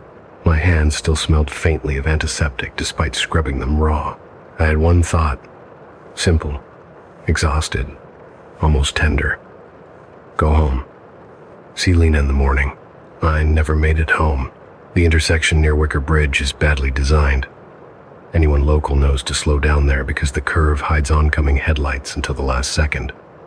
The rain that night turned the road into black glass. I remember the sound first, not the impact. The sound of the world losing traction, tires skidding, a horn that didn't sound angry, just frightened, a flash of white. Then the sensation of falling sideways through the air, seatbelt biting into my chest, the inside of the car filling with shattered safety glass like cold glitter. And then, nothing. Not darkness, not blackness, just an abrupt absence, like a monitor flatlining. The last thing I recall from that world was my own breath, leaving my body in a short, surprised gasp. The first thing I recall from the next was silence so complete it felt alive. In my coma, there was no hospital, no voices, no distant beeping of machines, no warm hand squeezing mine. There was only a place that didn't feel like a dream, but also didn't feel like reality, because it lacked the messy details reality always insists on. I stood barefoot on a floor that looked like stone, but felt like ash. It didn't cling to my skin. It didn't leave dust. It simply absorbed the impression of my weight and then forgot it. The air was cold enough to sting the inside of my nose. I inhaled and tasted nothing. No disinfectant. No smoke. No earth. Not even the scent of my own body. Ahead of me rose a hall, vast and dark, lined with pillars that disappeared upward into shadow. Somewhere far away, there was a faint drip of water, slow as a clock, and in the center of the hall stood a figure, It wore a black robe that fell in heavy folds like night gathered into fabric. The robe didn't flutter. It didn't move with the air. It hung with the stillness of something that had never needed to hurry. The figure had no face, not blank skin, not a mask, just absence, a void where a face should be, like the universe had decided not to render that part. My rational mind tried to label it. Hallucination, trauma response, brain-firing nonsense in the dark. But my body didn't treat it as nonsense. My body treated it as authority. My heart, if I still had one, felt squeezed. And then a thought struck me with such violent clarity it almost knocked me backward. Lena. I remembered her laugh, her small feet kicking my desk. Her face, when she tried not to look, scared of hospitals but couldn't help it. I opened my mouth to call her name, but the sound died in my throat. Not swallowed, not cut off by fear. Taken. No voice came out. I stared at the faceless figure. It didn't move, but somehow I knew it was looking at me. Not with eyes, with attention, a pressure that said, "You are here now." My chest tightened with panic. I tried to run forward, to demand answers, to tear through the hall like I could physically reach the thing controlling this. My feet made no sound on the ash stone floor. My breath made no fog. The hall swallowed all evidence of struggle. And then I saw it, behind the figure, suspended in the darkness like an image inside black water, was a hospital room, my hospital. Street Bartholomew Mercy. I saw the pale walls, the curtains, the glint of metal. I saw a small body in a bed. Lena. Her face was waxy and still. Tubes ran from her mouth. Wires clung to her chest like thin black vines. A ventilator rose and fell in mechanical rhythm. Her eyelids didn't flutter. Her lips were slightly parted. The sight hit me like a fist. I tried to scream her name again. No sound. I staggered forward, hands out as if I could touch the image and pull her out of it. The faceless figure lifted one hand, not in warning, not in blessing, simply lifted, and the image behind it sharpened. I could see Lena's heart monitor line. It stuttered, then dipped, then surged weakly. She was dying. My mind broke into frantic calculations. Instinctively medical even in this impossible place. Blood pressure, oxygen saturation, intracranial swelling, shock. I needed to be there. I needed to cut her open if I had to. I needed to force the world to obey. I reached the figure. I grabbed its robe with both hands. The fabric was cold, so cold it burned, as if the black cloth had been soaked in winter. I yanked. The figure didn't stumble. It didn't resist. It simply stood there, letting me pull like a man shaking a locked door. Fury rose in me, pure, surgical rage. I had spent my life saving people through force of will, through skill, through speed. This thing stood between me and my daughter like a closed gate. So I did the worst thing I have ever done. I struck it. My fist connected with the void where its face should have been. There was no impact. No satisfying contact. It was like punching deep water. My knuckles sank into absence. For a moment, I felt a sickening sensation like my hand was being swallowed. I jerked back, breathing hard though there was no breath, trembling though I couldn't hear my own tremble. The figure remained still. It didn't recoil. It didn't punish me. It didn't even acknowledge that I'd attacked it. Instead, slowly, so slowly, the movement felt like a century. Passing the figure raised one finger. Just one. A single black-robed hand, lifting a single finger toward me. Not pointed like accusation. Not wagged like warning. Held upright. Silent. Absolute. In that gesture was more power than any scalpel I'd ever held. It didn't say, "Stop." It said, "Count." And then, as if the hall itself had been waiting for that signal, I felt a pull violent, sudden like a hook in my chest. The pillars blurred. The image of Lena in the hospital flickered like a dying light. The faceless figure remained. The finger remained. And as everything tore away from me, I understood, in a flash of terror so clean it felt like clarity. This wasn't about mercy. This was about payment. I woke up screaming without sound. I woke up because my lungs remembered air. I woke up because my body remembered pain. I woke up in a hospital bed with a tube down my throat, restraints on my wrists, lights too bright above me. My ribs felt cracked. My head felt full of glass. A nurse shouted something. A monitor beeped. Someone pressed a button and voices flooded the room. I tried to speak. Only a hoarse rasp came out. Then a doctor leaned over me, one of my own colleagues. Eyes wide, face pale with shock and relief. "Gideon," he said. "You're awake. You Christ, you're awake." My throat burned. My eyes darted around. "Lena," I rasped. The room hesitated. My colleague swallowed. His eyes softened, and he said the words that should have saved me. She made it. For a moment, I felt my entire soul collapse into gratitude so fierce it hurt. Then, beneath that relief, something colder crawled upward from my gut, because I remembered the finger. The count. I forced myself to sit up, restraints biting my wrists. "What day is it?" I asked. My colleague frowned. "You've been out for 9 days, he said carefully. "You had severe head trauma. We didn't know if you—" 9 days, I whispered. My eyes slid to the wall clock, then to the calendar, then back to my hands. My hands were there. My arms were there. My legs beneath the blanket still existed. So what did it mean? What was I supposed to count? I lay back, trembling, listening to the beep of machines like they were ticking.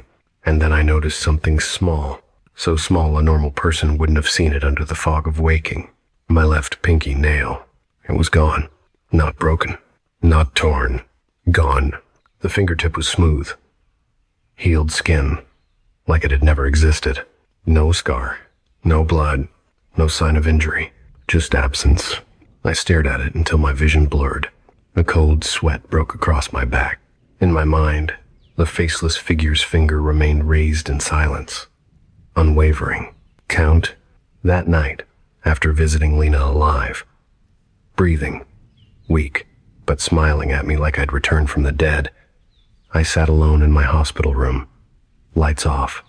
Listening to the building's nighttime hum. At 3:15 a.m., my heart monitor beeped a little faster, and my phone on the bedside table lit up, though I had no memory of plugging it in. A single notification appeared on the dark screen. No sender. No number. Just a sentence. 1. The hospital discharged me with the kind of cautious optimism doctors use when they want to believe in good endings. And for a few weeks I let myself pretend I'd been given one, because Lena was alive, and that single fact burned bright enough to bleach everything else into the background. The accident became a story told in soft voices. The coma became a miracle. Colleagues patted my shoulder as if survival proved something noble about me, and even the missing pinky nail could be dismissed as a strange injury the brain refused to remember. But at night, when the building finally quieted and my own home stopped pretending it was safe, I kept seeing the same gesture in my mind. One finger lifted in perfect silence, and the deeper horror was not that it had happened in a dream, but that the dream had left a mark, an absence so clean it didn't even have the dignity of pain. And I began to notice how the world treats clean absences with more fear than wounds. Because wounds can be explained with force and healing, but absences imply something has rewritten the rules, and my arrogance had always been rooted in rules, in the certainty that the body is predictable if you are skilled enough, if you move fast enough, if you refuse to hesitate. Yet now my own body was becoming a calendar I couldn't argue with, and when I returned to street, Bartholomew, Mercy as a patient, turned legend, turned surgeon, again.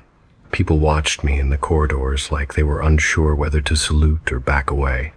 And I felt the old pride return in me with shameful ease. Because pride is easier than terror. Pride is the drug that makes fear tolerable. So I took my place under the surgical lights, hands steady, voice sharp, and I pretended the night hall with the faceless figure had been nothing more than the brain's private cinema, except the first time I scrubs in post-accident and raised my left hand to check glove fit.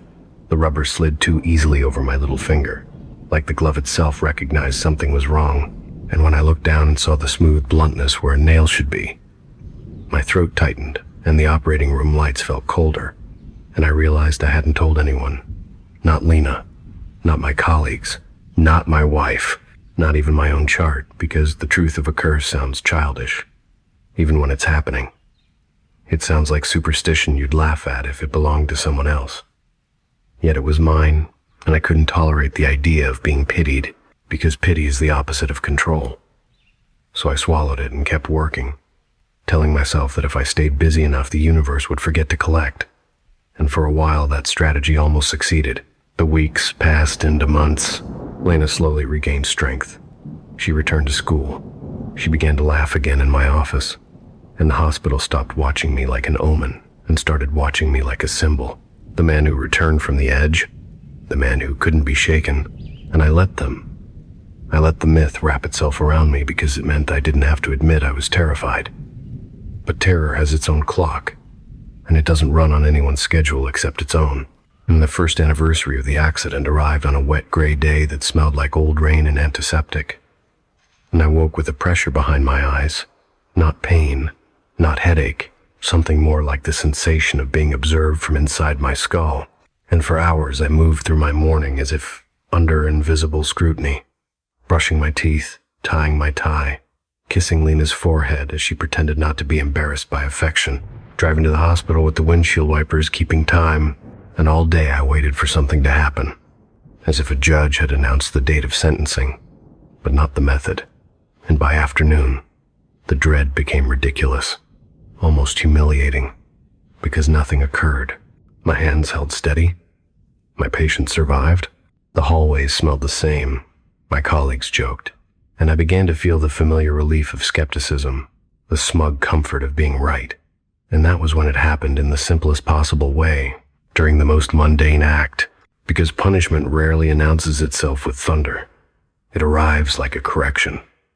I was washing my hands in the surgeon's lounge, fingers interlaced, nails scraping lightly against palm in the practiced ritual of cleanliness, when I noticed the water wasn't beating the way it should. It ran off my left little finger too quickly, as if the skin there had changed texture. I leaned closer, squinting under fluorescent light, and saw that the entire tip looked subtly blurred, like a smudge at the edge of a photograph. Not swollen, not pale, not injured, simply less defined, and my breath caught, and in that instant the memory of the hall returned so vividly that I tasted that nothingness air again. The ash-stone floor, the silence, the faceless robe, the raised finger that had told me to count, and I gripped the sink edge hard enough to hurt and told myself it was a circulation issue, nerve damage, post-traumatic changes, anything clinical that could be treated, because if it had a name, it could be controlled. And I went straight to radiology like a man fleeing a fire, ordering imaging on myself with the authority that usually makes people comply without questions. And when the x-ray came up on the monitor, I felt the world tilt, because the bone of my left little finger, the distal phalanx, was simply not there. Not broken, not fractured, not eroded, not diseased, just missing as if it had never been grown. And there was no scar tissue, no abnormality, no evidence of trauma. Only a smooth anatomical ending where anatomy should have continued. And I stared at it until my eyes burned while the tech shifted nervously behind me, and I heard my own voice in my head, sharp, arrogant, dismissive, saying this isn't possible. And the more I repeated it, the more childish it sounded, because reality was right there in grayscale, and the tech whispered if I was okay. And I lied, because lying is easier than screaming, and I walked back through the hospital corridors, feeling like my body was now a corridor too, a place something unseen could walk through at will. And that night, I didn't go home at first. I went to my office, locked the door, turned the lights off, and sat alone in the dark, listening to the building breathe, waiting for 3:15 like a condemned man, waiting for footsteps. And when the minute hand finally reached it, nothing dramatic happened. No apparition, no whisper, no wind, only my phone lighting up by itself on the desk, the screen glowing like a small open wound in the darkness. And there, against black, was a single word again, clean and merciless. 2, and my stomach turned because it wasn't a threat. It was bookkeeping. It was a ledger being updated. And I sat there in the dark, holding my left hand up to the faint light, staring at the shortened finger and feeling the first true collapse of my pride, because I understood then that the raised finger in the hall hadn't been warning me or blessing me. It had been counting out my remaining body parts the way a clerk counts years, And as I finally drove home through Lantern Row's distant glow and crossed Wicker Bridge where the accident had happened, rain streaking the windshield like thin tears, I imagined the faceless figure standing somewhere beyond the headlight reach, robe unmoving, fingers still lifted, patient as death. And I realized the scariest part wasn't that I was losing pieces of myself. It was that Lena's survival had come packaged with a timetable, and I could already feel the next year waiting, quiet and absolute, like an empty chair pulled out at the end of a long table. After the second count arrived, life became a series of false normal days stacked on top of one another like clean sheets hiding a stain, because I still woke up, still drove to Street, Bartholomew Mercy, still stood beneath surgical lights with a scalpel in my hand, and to everyone else I remained Dr. Gideon Ashford, the miracle survivor. The surgeon with the steady hands, but inside my mind the hospital had split into two versions of itself, the daytime version filled with fluorescent certainty, and the nighttime version filled with silent ledgers, and I began measuring time differently, not by shifts or cases or Lena's school calendar, but by proximity to the next anniversary, by how far I still was from the next subtraction. And it did something ugly to me. It made me vigilant in the way prey becomes vigilant, always scanning my own body for the first hint of blurring at the edges, always watching my reflection for signs that reality was loosening its grip. And at first I thought this vigilance would help, because medicine trained me to believe that if you observe closely enough, you can intervene early enough. But curses, if that's what it was, do not behave like disease. They behave like sentences, already written, waiting only to be read aloud. And as the months passed toward the third year, I became obsessed with finding the mechanism. Because arrogance doesn't die easily. It simply changes into a more frantic shape. And I told myself there had to be a neurological explanation, a vascular explanation, an autoimmune explanation, something that could be mapped, named, attacked. So I ordered tests on myself in secret. I ran blood panels at odd hours. I asked a colleague in immunology to consult without giving details. I spent nights reading rare case reports and parasomnias and dissociative injuries and phantom limb syndromes until the words blurred, and none of it fit. Because nothing in biology erases bone as if editing a blueprint. Nothing makes flesh end smoothly. With no scar, no inflammation, no memory, and the worst part was that the missing segments never hurt. There was no warning, pain to respect, no inflammation that could be treated, only a faint sensation of pressure, a suggestion that something was being measured and then cleanly removed. And the longer this went on, the more I began to fear not the loss itself, but the silence surrounding it. The fact that whatever was collecting payment did not need to justify itself. It simply updated the count like a calm hand flipping pages. And my anger, my old anger, that had once been useful in crisis began to churn into something poisonous.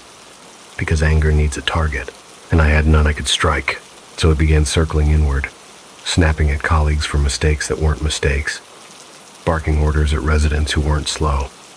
And at home, I became brittle, too sharp with Lena, too impatient with my wife, because I couldn't bear the thought that their lives were continuing as if time were ordinary, while my own body was on a scheduled dismantling.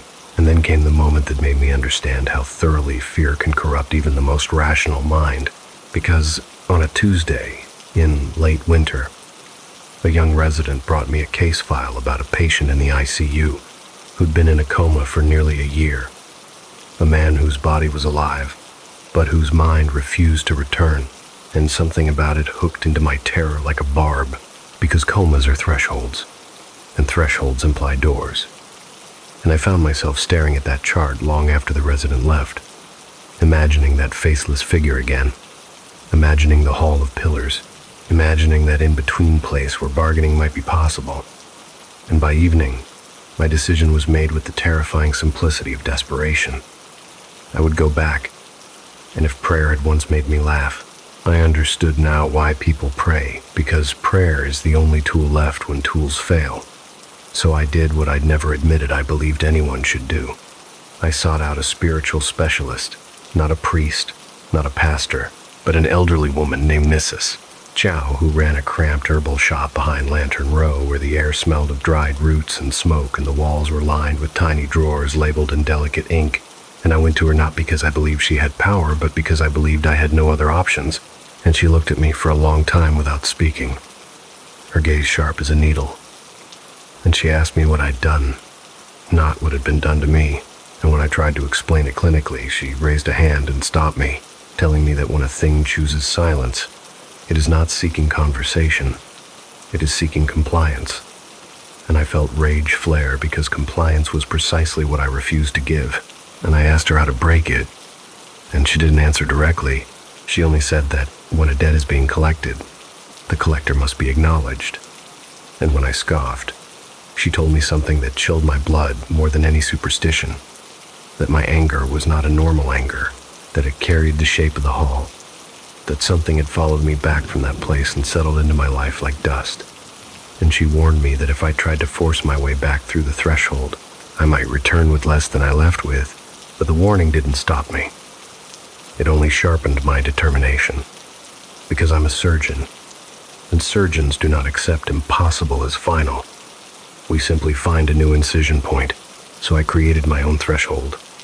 The only way I knew how, through controlled injury and controlled sleep, arranging an operating room after hours, under the guise of a research procedure, dosing myself with sedatives stolen from the anesthesia cart, placing monitors on my own chest, setting a colleague's pager to alert if my vitals crashed, then lying down beneath the surgical lights as if I were my own patient and letting the drugs pull me into darkness.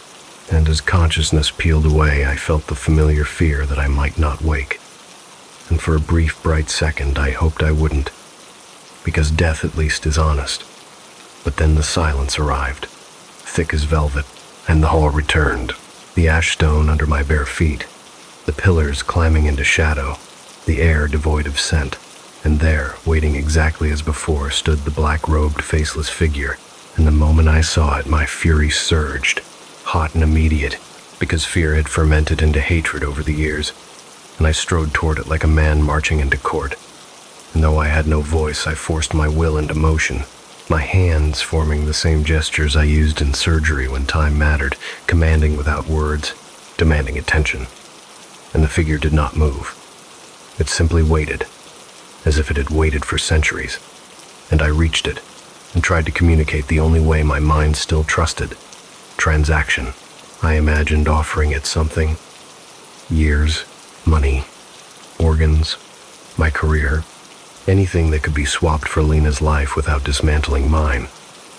And in that dream logic, I began pantomiming bargains with shaking hands, 2 hands raised, palms open, then one hand closing, as if sealing a deal, then pointing at myself, and then at the image that shimmered behind the figure, where I could see Lena's hospital bed from years ago like a frozen photograph, and the figure's response was unbearable in its restraint, because it did not reject me, did not punish me, did not argue.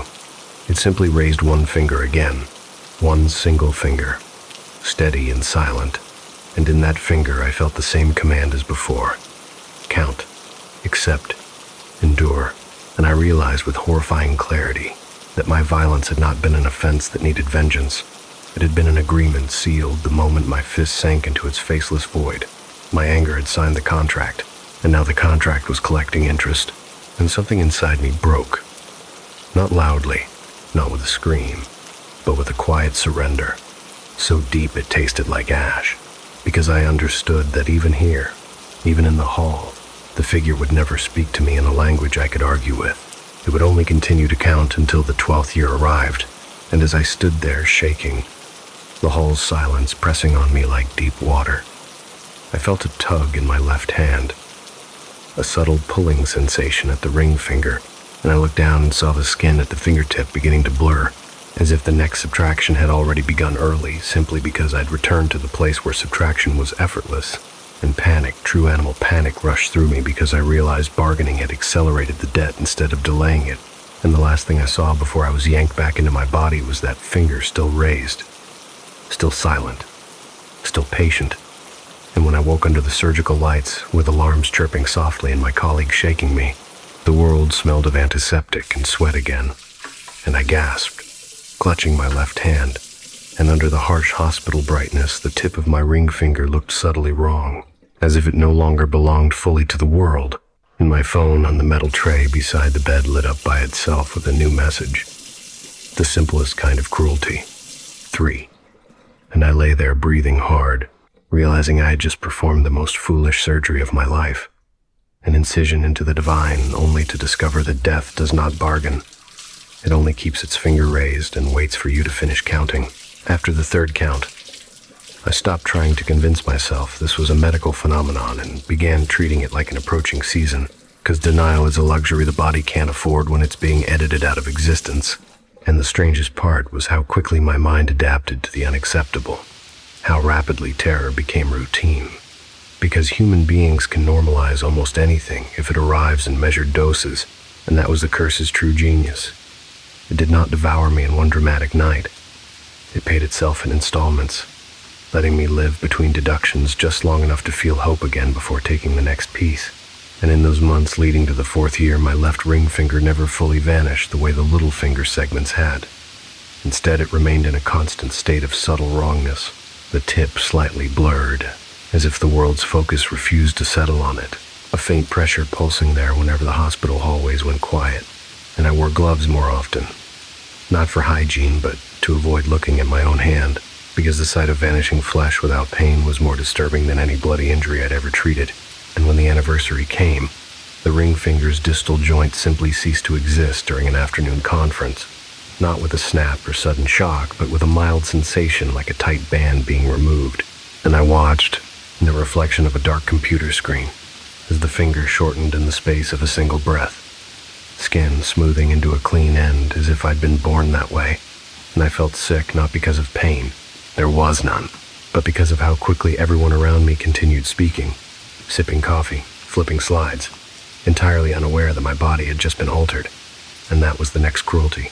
The curse did not merely take body parts. It took the possibility of shared reality, because when something happens to you that leaves no scar and no evidence and no blood, you become alone inside it.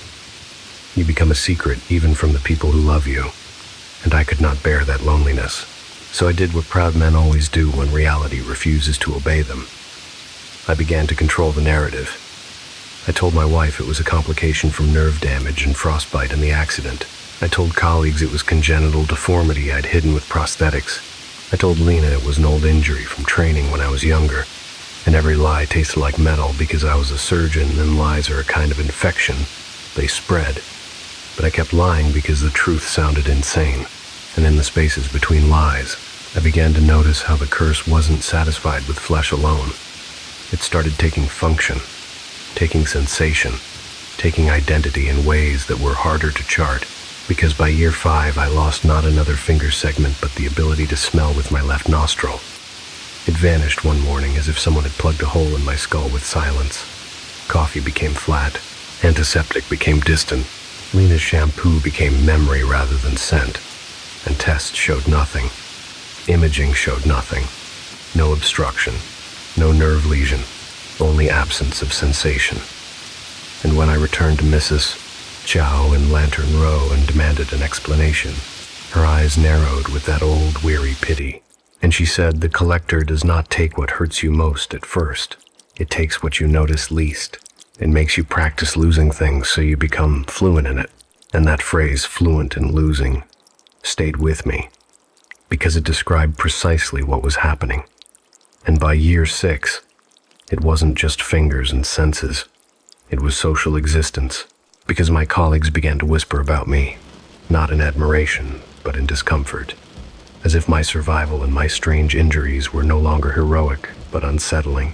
And I began to sense that governor-like power exists even in hospitals, that quiet institutional fear of anomalies, the way administrators start monitoring the person who doesn't fit the neat story. And I found myself being nudged out of certain procedures, quietly removed from certain high-profile surgeries, not officially punished, but gently sidelined. And anger surged in me again, because anger is the last familiar emotion when the ground is shifting. So I overcompensated. I took more cases. I stayed later. I insisted on leading the hardest operations, and for a while it worked, because my hands were still steady. My mind still sharp, my reputation still strong enough to force doors open. But the curse seemed to dislike defiance, because the seventh year arrived and it didn't take a piece of my hand at all. It took my voice in the smallest, most surgical way. A thin band of my vocal range disappeared, leaving me able to speak, but never able to speak softly. My voice became slightly harsher, always edged with gravel. And the change made me sound constantly irritated, even when I tried to be kind, which meant Lena began to flinch at my tone without understanding why. And that destroyed me more effectively than any missing bone, because it changed how my daughter received me. It turned me into the very thing I feared becoming, a man whose love could not be delivered in the right shape.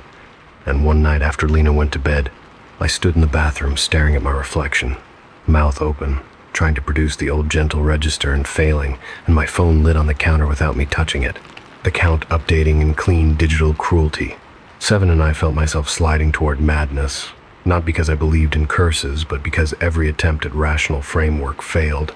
Every scientific explanation collapsed.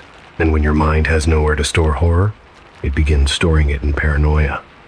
So, I started mapping patterns, connecting coincidences, noticing every shadow, listening for every silence. And at 3:15 a.m., I began waking automatically as if my body itself had learned the schedule of payment.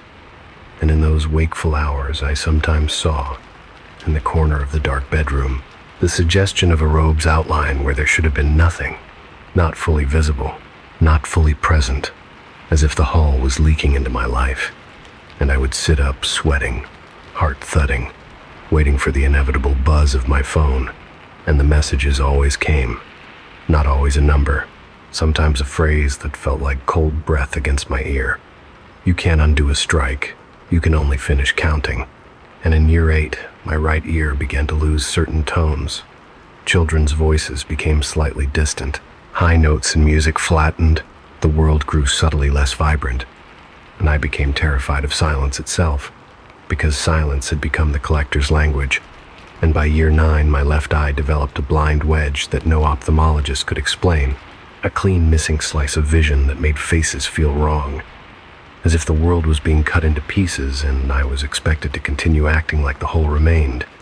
And through all of it, Lena continued to grow, to recover, to live with an almost radiant health that felt like proof of my bargain, which should have comforted me, but instead made me feel trapped, because I could not resent my daughter's life, yet her life was the reason my body was being dismantled, and that contradiction gnawed at me until guilt became another invisible subtraction.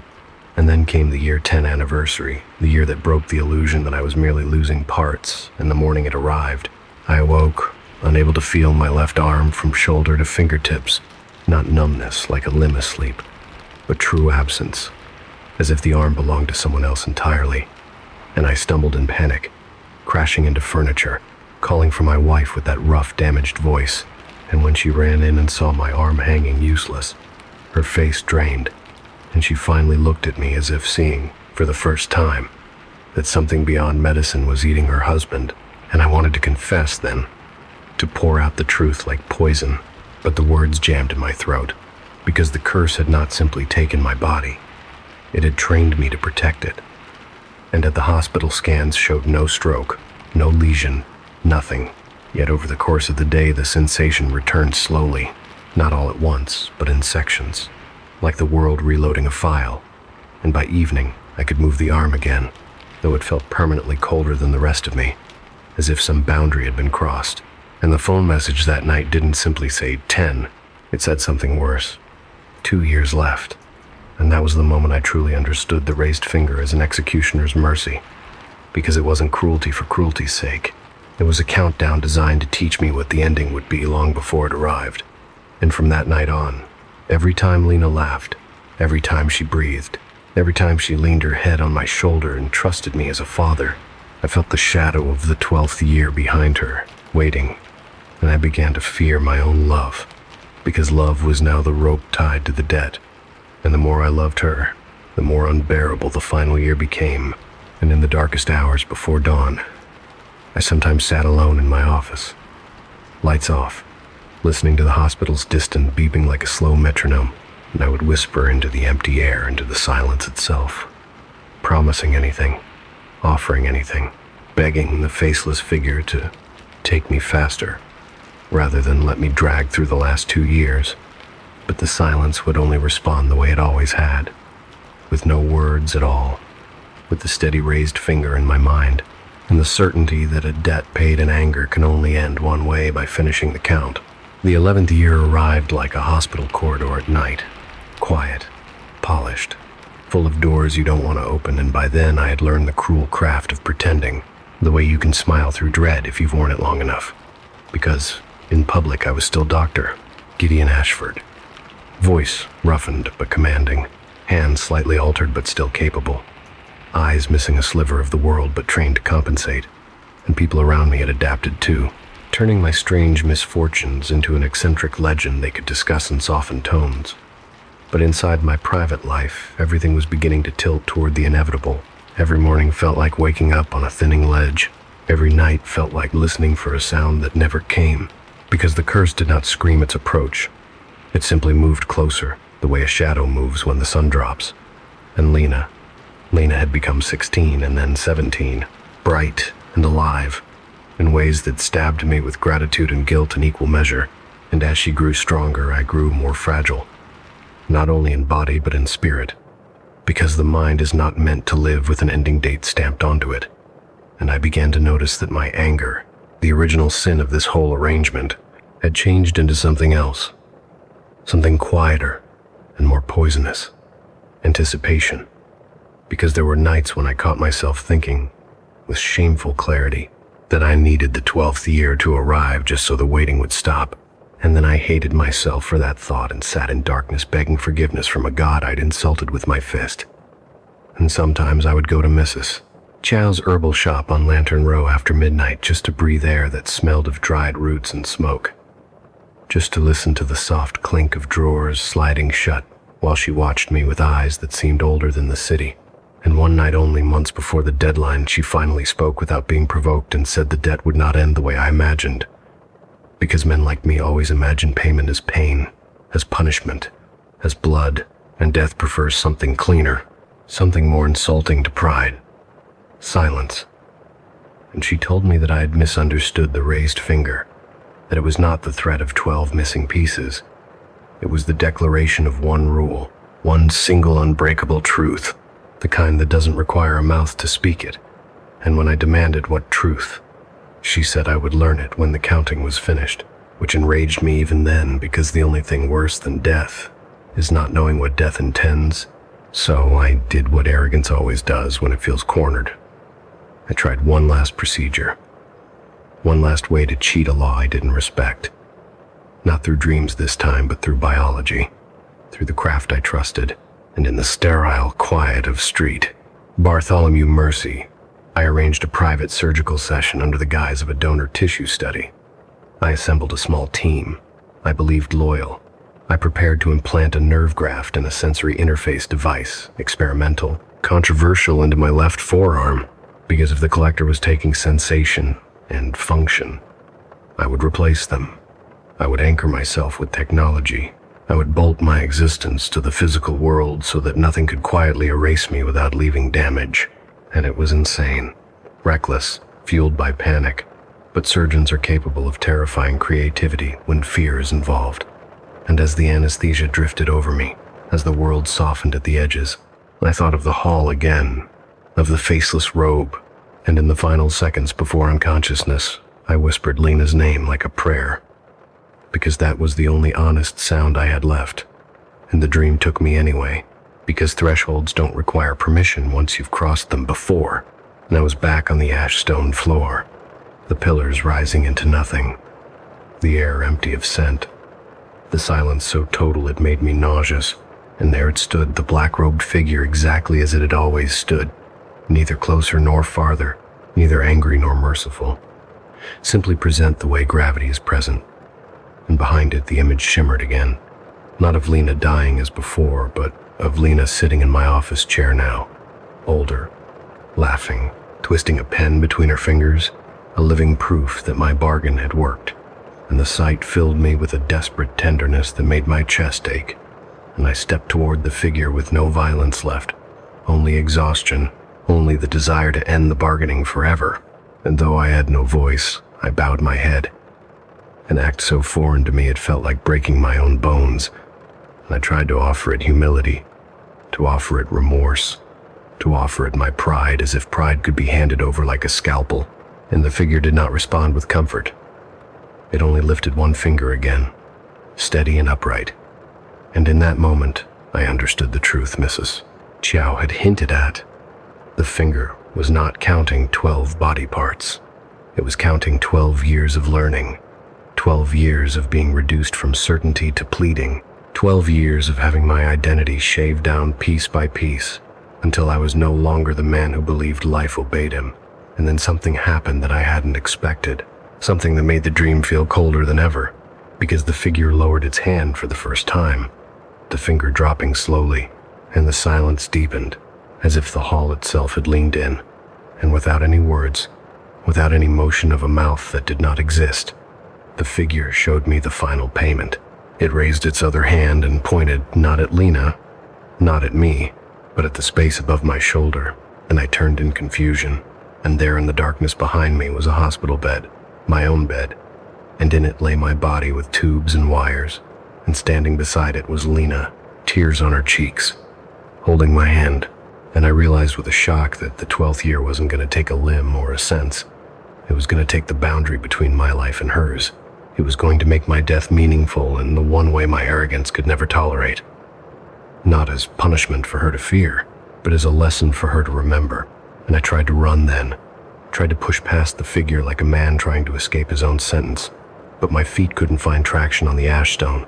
The hall held me like deep water holds a drowning man, and the figure lifted one finger again, not as count now, but as instruction. And suddenly I saw it. Clearly the finger meant one truth, one rule. You do not get to strike death and keep your hands. You do not get to demand mercy violently and call it love. You do not get to treat the divine like an obstacle and expect no consequence. And then the dream dissolved, like wet paper, and I woke in my hospital bed with alarms chirping softly, the surgical lights glaring overhead, and my wife crying at my bedside, and Lena standing there older and terrified and alive. And I tried to speak to her, tried to tell her I was sorry, tried to warn her to be gentle with what she cannot control, but my voice caught in my throat because the 12th year's payment had already begun. And the most horrifying part was how quiet it was. There was no pain, no dramatic collapse, only a gentle sliding sensation inside my chest as if something were being unlatched. And I felt my heart beat slow like a clock being turned down, and my phone, my faithful executioner, lit up one final time on the tray table. And the message that appeared wasn't 12, wasn't a number at all. It was a single word that made my vision blur with terror and strange comprehension. Enough.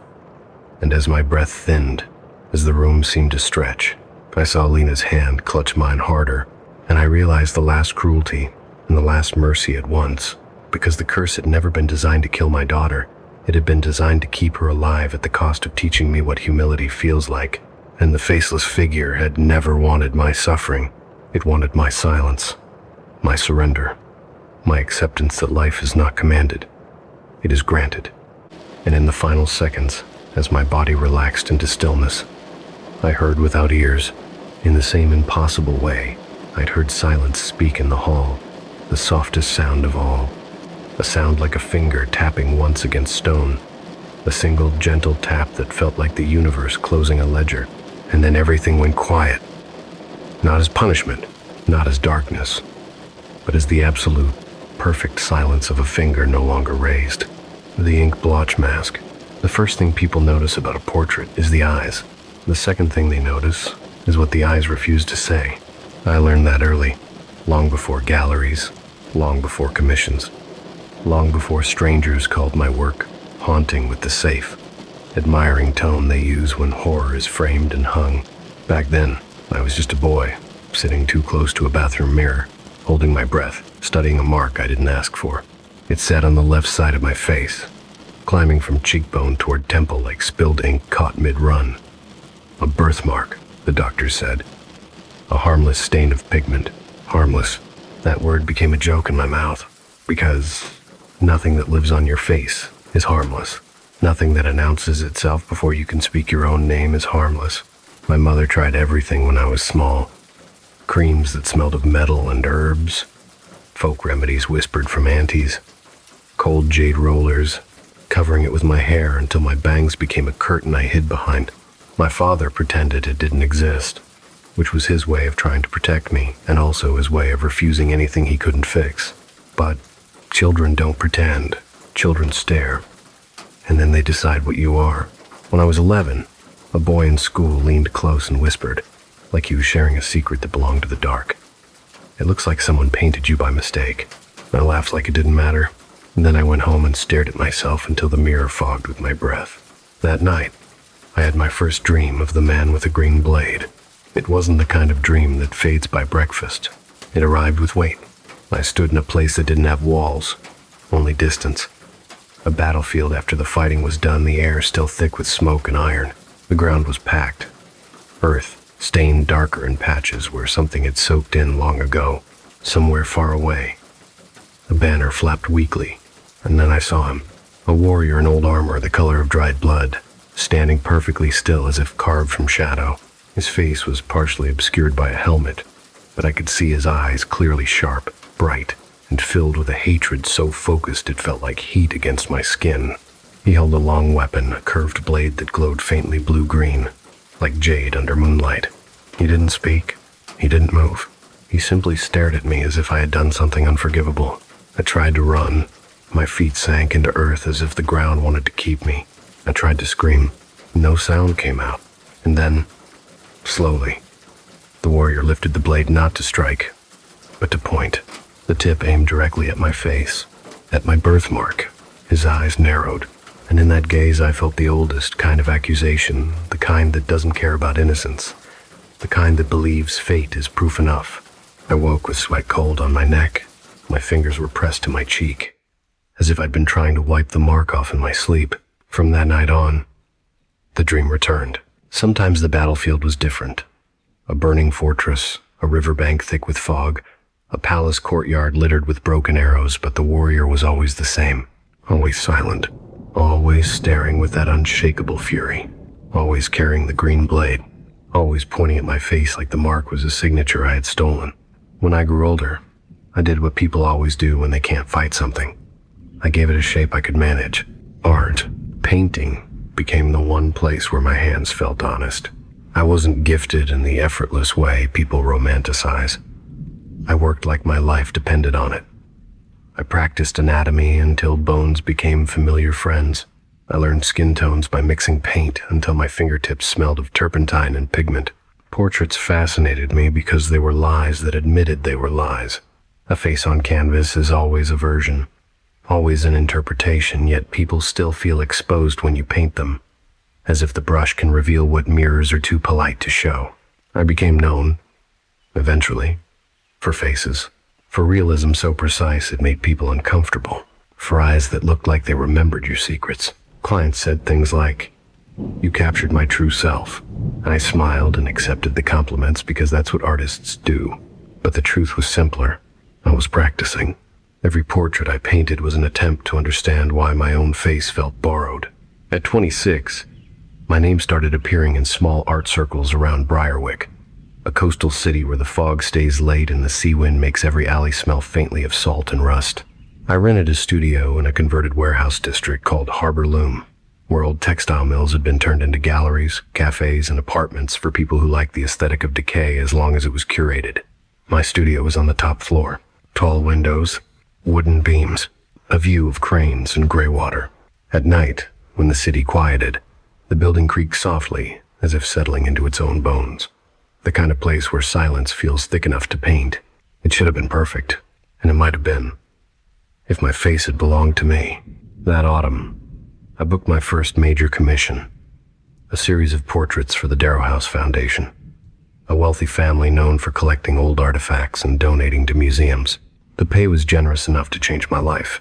The client was a woman named Celine Darrow, early 40s, elegant in a way that made even simple words sound expensive. She came to my studio wearing a wool coat and a faint scent of incense. She studied my work without speaking. Then she looked at my face. I watched her eyes flick to the left side of my cheek. Not rudely, not with surprise, with recognition. My chest tightened. She smiled as if nothing had happened and said, "Your hands are very sure." I tried to keep my tone casual. They have to be. Celine's gaze lingered just a fraction too long. "It's good," she said softly. "To have sure hands." My note after, the way she said it, felt like an omen. After she left, I stood in my studio, staring at my own reflection in the dark window glass. City lights behind me made my face a faint ghost. The birthmark looked darker than usual, not just visually darker, heavier, like wet ink. That night, the warrior dream returned with a sharpness that made me nauseous. This time, I wasn't standing far from him. I was on my knees in mud. My hands were stained black. In front of me lay a man in armor dead, face turned away. The green-bladed warrior stood over me. His eyes were not just hateful now, they were disgusted. He raised the blade, not to point, to strike. And as the blade came down, I saw my own face reflected in it, warped, shimmering, the birthmark spreading like ink spilled in water. I woke choking on air. My heart hammered. My sheets were damp with sweat. I stumbled into the bathroom, turned on the harsh light, and stared at the mark. It looked bigger, not by much, but enough for me to notice. The edges seemed less crisp. The blackness seemed deeper, like pigment pressed under skin. My hands shook slightly as I touched it. The surface felt normal, smooth, warm, but beneath that warmth, I felt something else, like a pressure that didn't belong, a subtle pulsing, as if the ink had a heartbeat. I laughed quietly at myself, sharp and humorless. Stress. It's always stress. Until it's not. I decided that morning, still half sick with dread, that I was done letting a mark define me. If portraits could control what people saw, so could I. I went to a cosmetic counter in a department store and spent too much money on foundation and concealer. The clerk matched my skin tone and told me, with practiced cheer, that nobody would notice a thing. I took the makeup home like contraband. In my studio bathroom, I applied it carefully. Layer after layer, the mark disappeared slowly, surrendering beneath pigment. When I finished, I stared at myself. For the first time in my life, the mirror looked ordinary. My face looked like a face that could vanish in a crowd. I felt a rush of relief so intense, it made my eyes sting. I whispered, "There," as if the mark could hear me, as if it had been waiting for a command. That day, I went to meet Celine Darrow for the first session. I painted her in soft charcoal outlines, watching the way light shaped her cheekbones. She sat very still, too still, like someone used to being watched. At one point, she asked without looking directly at me, "Do you dream?" My hand paused. "Everyone dreams," I said. Celine's mouth curved faintly. "No," she said gently. "I mean, do you dream?" Her eyes lifted to mine. For a second, my breath caught. I had the absurd feeling she could see through the makeup, through the skin, to the ink beneath. I forced a small smile. "I sleep fine," I lied. Celine's gaze drifted toward my face again. Not the mark because it was hidden, but the spot where it lived. Then she looked away. "Good," she murmured. "That's good." When I returned to my studio that night, the warehouse building creaked as if shifting in its sleep. The fog outside pressed against the windows, turning streetlights into blurred halos. I went to wash my face. The moment the warm water hit my skin, I felt a sting on my left cheek. Not irritation, not acne, a sharp, needle-like sensation, deep under the skin. I leaned closer to the mirror.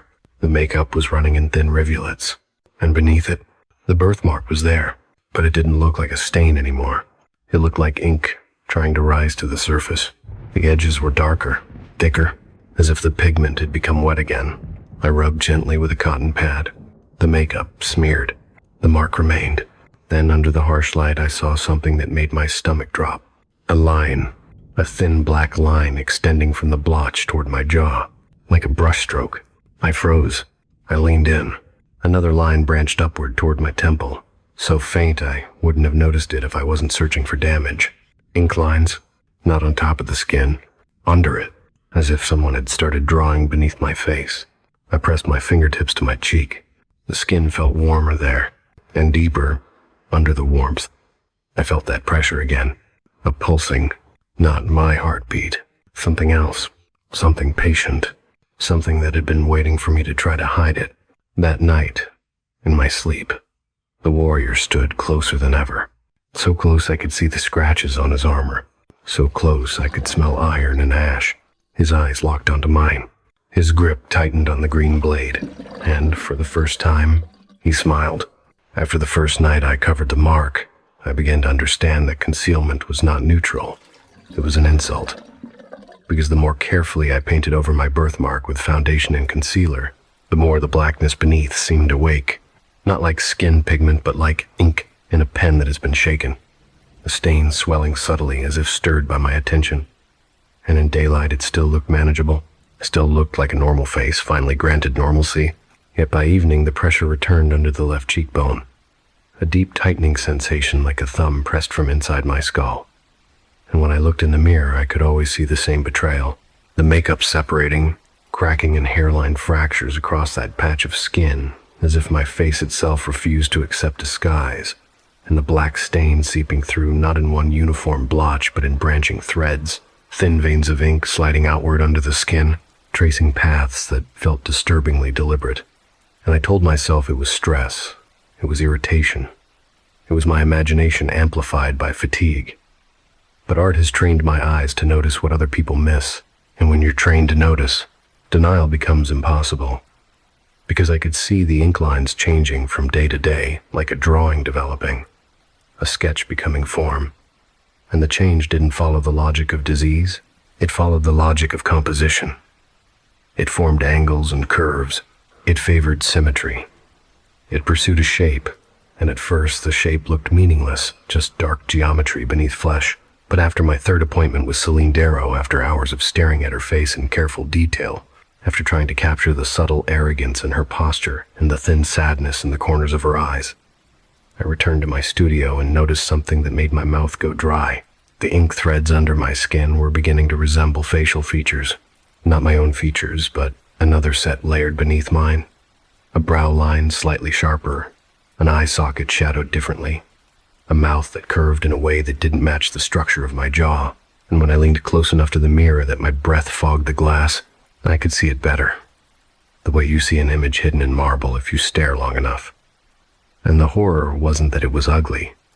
The horror was that it looked familiar, as if I'd been studying it in my dreams for years without knowing it. Because the warrior with the green blade had always stared at me with hatred as if he recognized someone, and now I began to suspect he wasn't staring at me at all. He was staring through me at the other face inside my skin, the face the ink was resurrecting. And with that suspicion came panic so sharp it made me reckless. Because if art had created this curse, then art would undo it, and I did the most natural thing an obsessed portraitist does when a face haunts him. I tried to paint it before it finished painting me. I set up my easel at midnight under the studio's yellow lamp, mixed blacks and deep greens and bruised blues, and began sketching the dream warrior from memory. The hard line of his cheek beneath the helmet, the way the jade-colored blade caught moonlight, the hatred in those eyes that never blinked, and as my charcoal moved across canvas, I felt the pressure in my cheek intensify, as if the ink beneath my skin recognized the image I was building and wanted to participate. And a strange sensation crawled across my face, an itch that wasn't on the surface but below it like fingernails lightly scratching under flesh. And I dropped my charcoal and stumbled to the mirror and saw the birthmark swelling, not outward like a rash but inward like something being pulled taut from inside, the skin over it becoming glossy, too smooth, as if it had been lacquered. And when I pressed my fingertip gently against it, I felt a faint resistance, not hardness, but the tension of a stretched membrane, and my stomach turned because for an instant I imagined the ink was not pigment at all but a second skin trying to rise. And that night the dream returned with vicious clarity, the battlefield replaced by a courtyard of pale stone washed in moonlight, and the warrior stood so close I could see dried mud on his boots and fine cracks in the enamel of his armor. And behind him lay bodies in old uniforms, faces down like discarded masks, and he held the green blade at my throat, not touching, simply present while his eyes narrowed with satisfaction. And though he said nothing, I understood him perfectly, because hatred that old doesn't need language.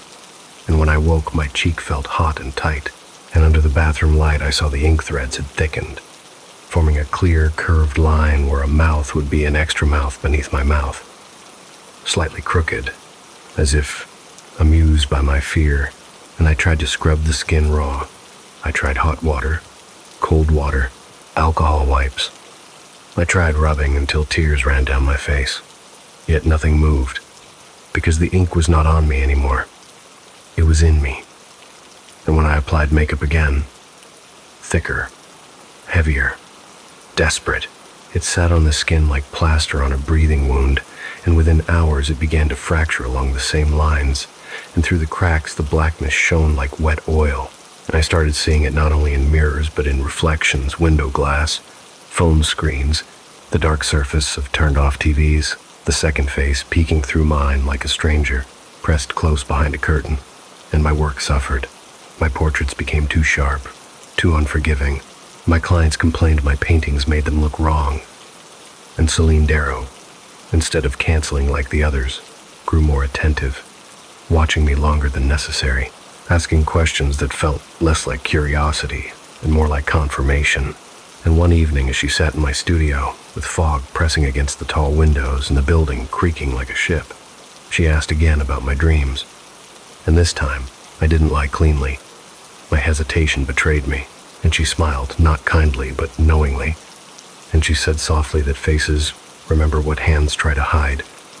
And when I demanded what she meant, she only told me that the ink on my face was not a birthmark, but a seal, a stain left to identify a traitor who once wore another name. And my skin went cold as she spoke, because her words slid into my fear like a key. And she explained, still without drama, that long ago, in a war the city had forgotten, a general with a green blade had been betrayed by the man closest to him, a man who survived by smearing his face with ink and mud to hide from justice, and that the earth itself had remembered that disguise, had turned it into punishment, had marked the betrayer's line so he could never truly wear his own face again. And as she said it, my cheek tightened violently, a stabbing pressure blooming behind the ink, and I stumbled to the mirror and saw the black stain expanding like a spill, the edges crawling outward toward my eye. And within it the faint outline of a second eye socket deepened, the suggestion of an iris forming, and Celine's voice remained calm as she told me that the mark wasn't growing randomly. It was completing a mask. It was rebuilding the betrayer's face on top of mine as payment for hiding. And the worst part was that I felt, beneath my panic, a strange tug of recognition, as if some part of me knew that face already, knew the old cowardice it carried, knew the instinct to conceal and survive at any cost. And when Celine finally left my studio, she paused at the door and said something that kept me awake for weeks afterward, something spoken with the soft finality of folklore. "You can paint over ink," she said, "but you can't paint over fate." And after she was gone, I stood alone in my bathroom, staring at the mark as it throbbed gently like a second pulse. And for the first time, I noticed the ink wasn't merely forming features, it was sinking deeper, the skin around it tightening as if being stitched from underneath. And when I smiled experimentally, an involuntary gesture of disbelief, the faint crooked mouth line inside the blotch seemed to smile back a fraction later, slightly out of sync with my own, like a delayed reflection, like a face inside my skin learning how to wear me. After Celine Darrow named my birthmark a seal, I stopped calling it a mark and started thinking of it as an artist at work beneath my skin, because once you see intention, you can't unsee it, and the ink threads that had seemed like random branching suddenly became brushstrokes in a hidden mural.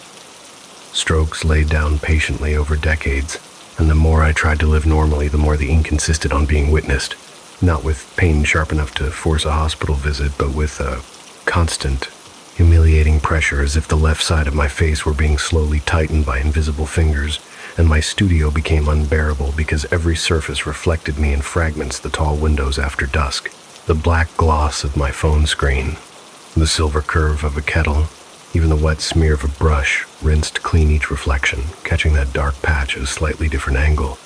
And at certain angles, the second face was clearer than my own, a shadow brow emerging where my brow wasn't, a cheekbone line too hard, the suggestion of an eye that didn't blink when I blinked. And I began to dread mirrors, not because of vanity, but because mirrors are honest in the cruelest way. They reveal what you are becoming without asking if you're ready. And I tried to fight it with the tools I trusted most, which is to say, I tried to redraw myself. I purchased professional stage makeup, thick pigment meant for harsh lights and long performances, then practiced layering it in the studio bathroom like an actor preparing to play normal, building a mask on top of a mask.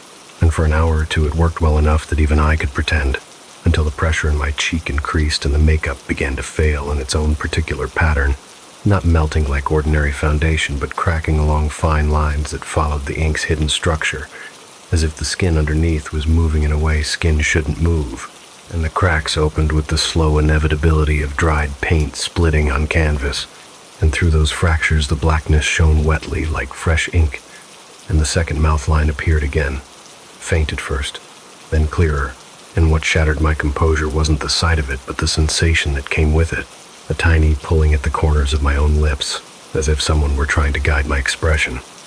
And when I forced my mouth still, my face a neutral blank, the ink mouth inside the blotch still curved slightly as if it had its own opinion, and I stumbled away from the mirror in disgust, pressing my palm hard against the stain as if I could push the traitor face back down into my bones.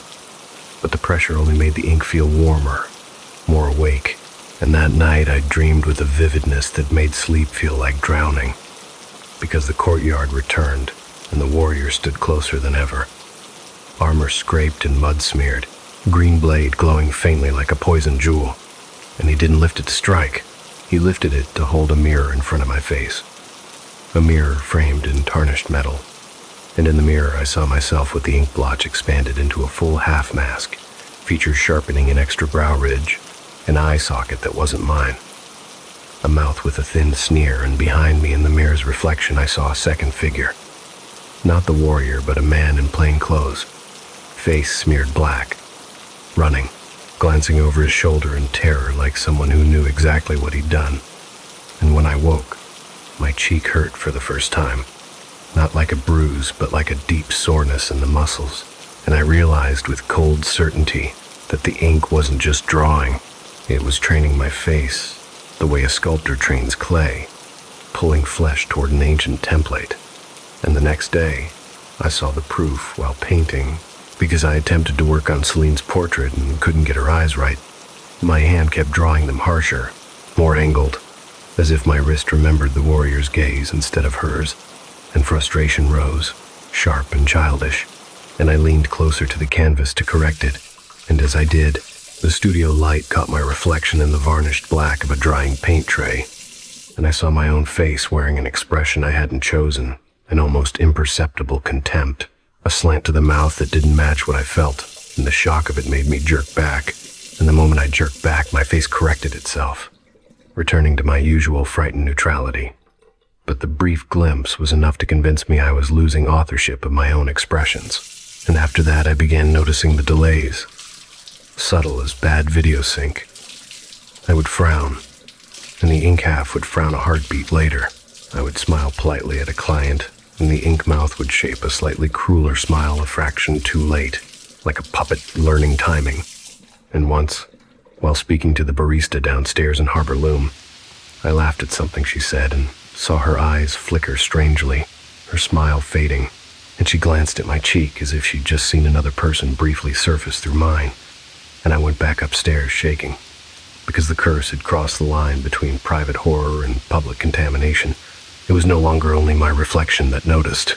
Other people were beginning to feel it, even if they couldn't name it.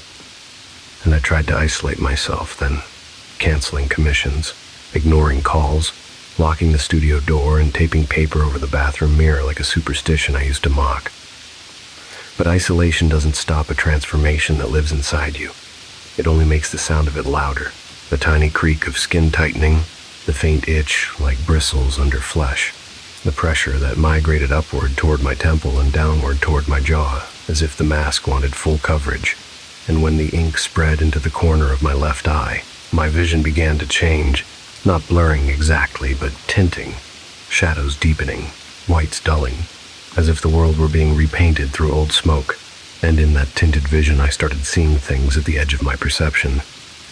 quick flashes of armor green, the glint of a curved blade, the sense of someone standing behind me in the studio's darkest corner, yet whenever I turned, there was only stacked canvases and a coat rack and the smell of turpentine, and my sanity began to fray, not because I was seeing impossible things, but because I couldn't tell which senses were mine anymore.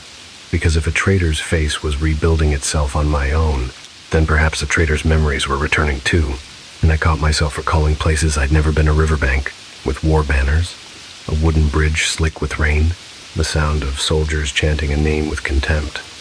And those memories carried emotion so intense, it made my chest tighten, a mix of cowardice and hunger and the desperate need to survive. And the worst moment came during a simple act of washing my face, because I leaned over the sink and splashed cold water on my cheeks, and as the water ran down the ink blotch, it didn't bead normally. It pooled and slid as if the skin there were smoother, less human. And when I looked up, I saw the ink half of my face had become subtly raised, not swollen, but embossed like a seal pressed into wax. And I pressed my fingertip to the edge and felt, unmistakably, a ridge. And that ridge felt like the border of a mask. And panic flooded me so hard my knees weakened, and I understood then that one day soon the ink would stop being a stain and become structure, the betrayer's face not merely drawn but built. And in that desperation I went back to Celine Darrow, not as a client but as a keeper of whatever old truth she'd hinted at, and I found her in a quiet gallery space, filled with artifacts behind glass jade fragments, lacquered wood, metal relics, objects that seemed to hum faintly with stored history. And when she saw my cheek, her calm finally faltered, because the ink had advanced enough that even she couldn't pretend it was subtle. And I demanded she tell me how to stop it. And she spoke softly, as if in a museum you don't raise your voice, telling me that the ancient betrayer had once used ink to hide his face from justice.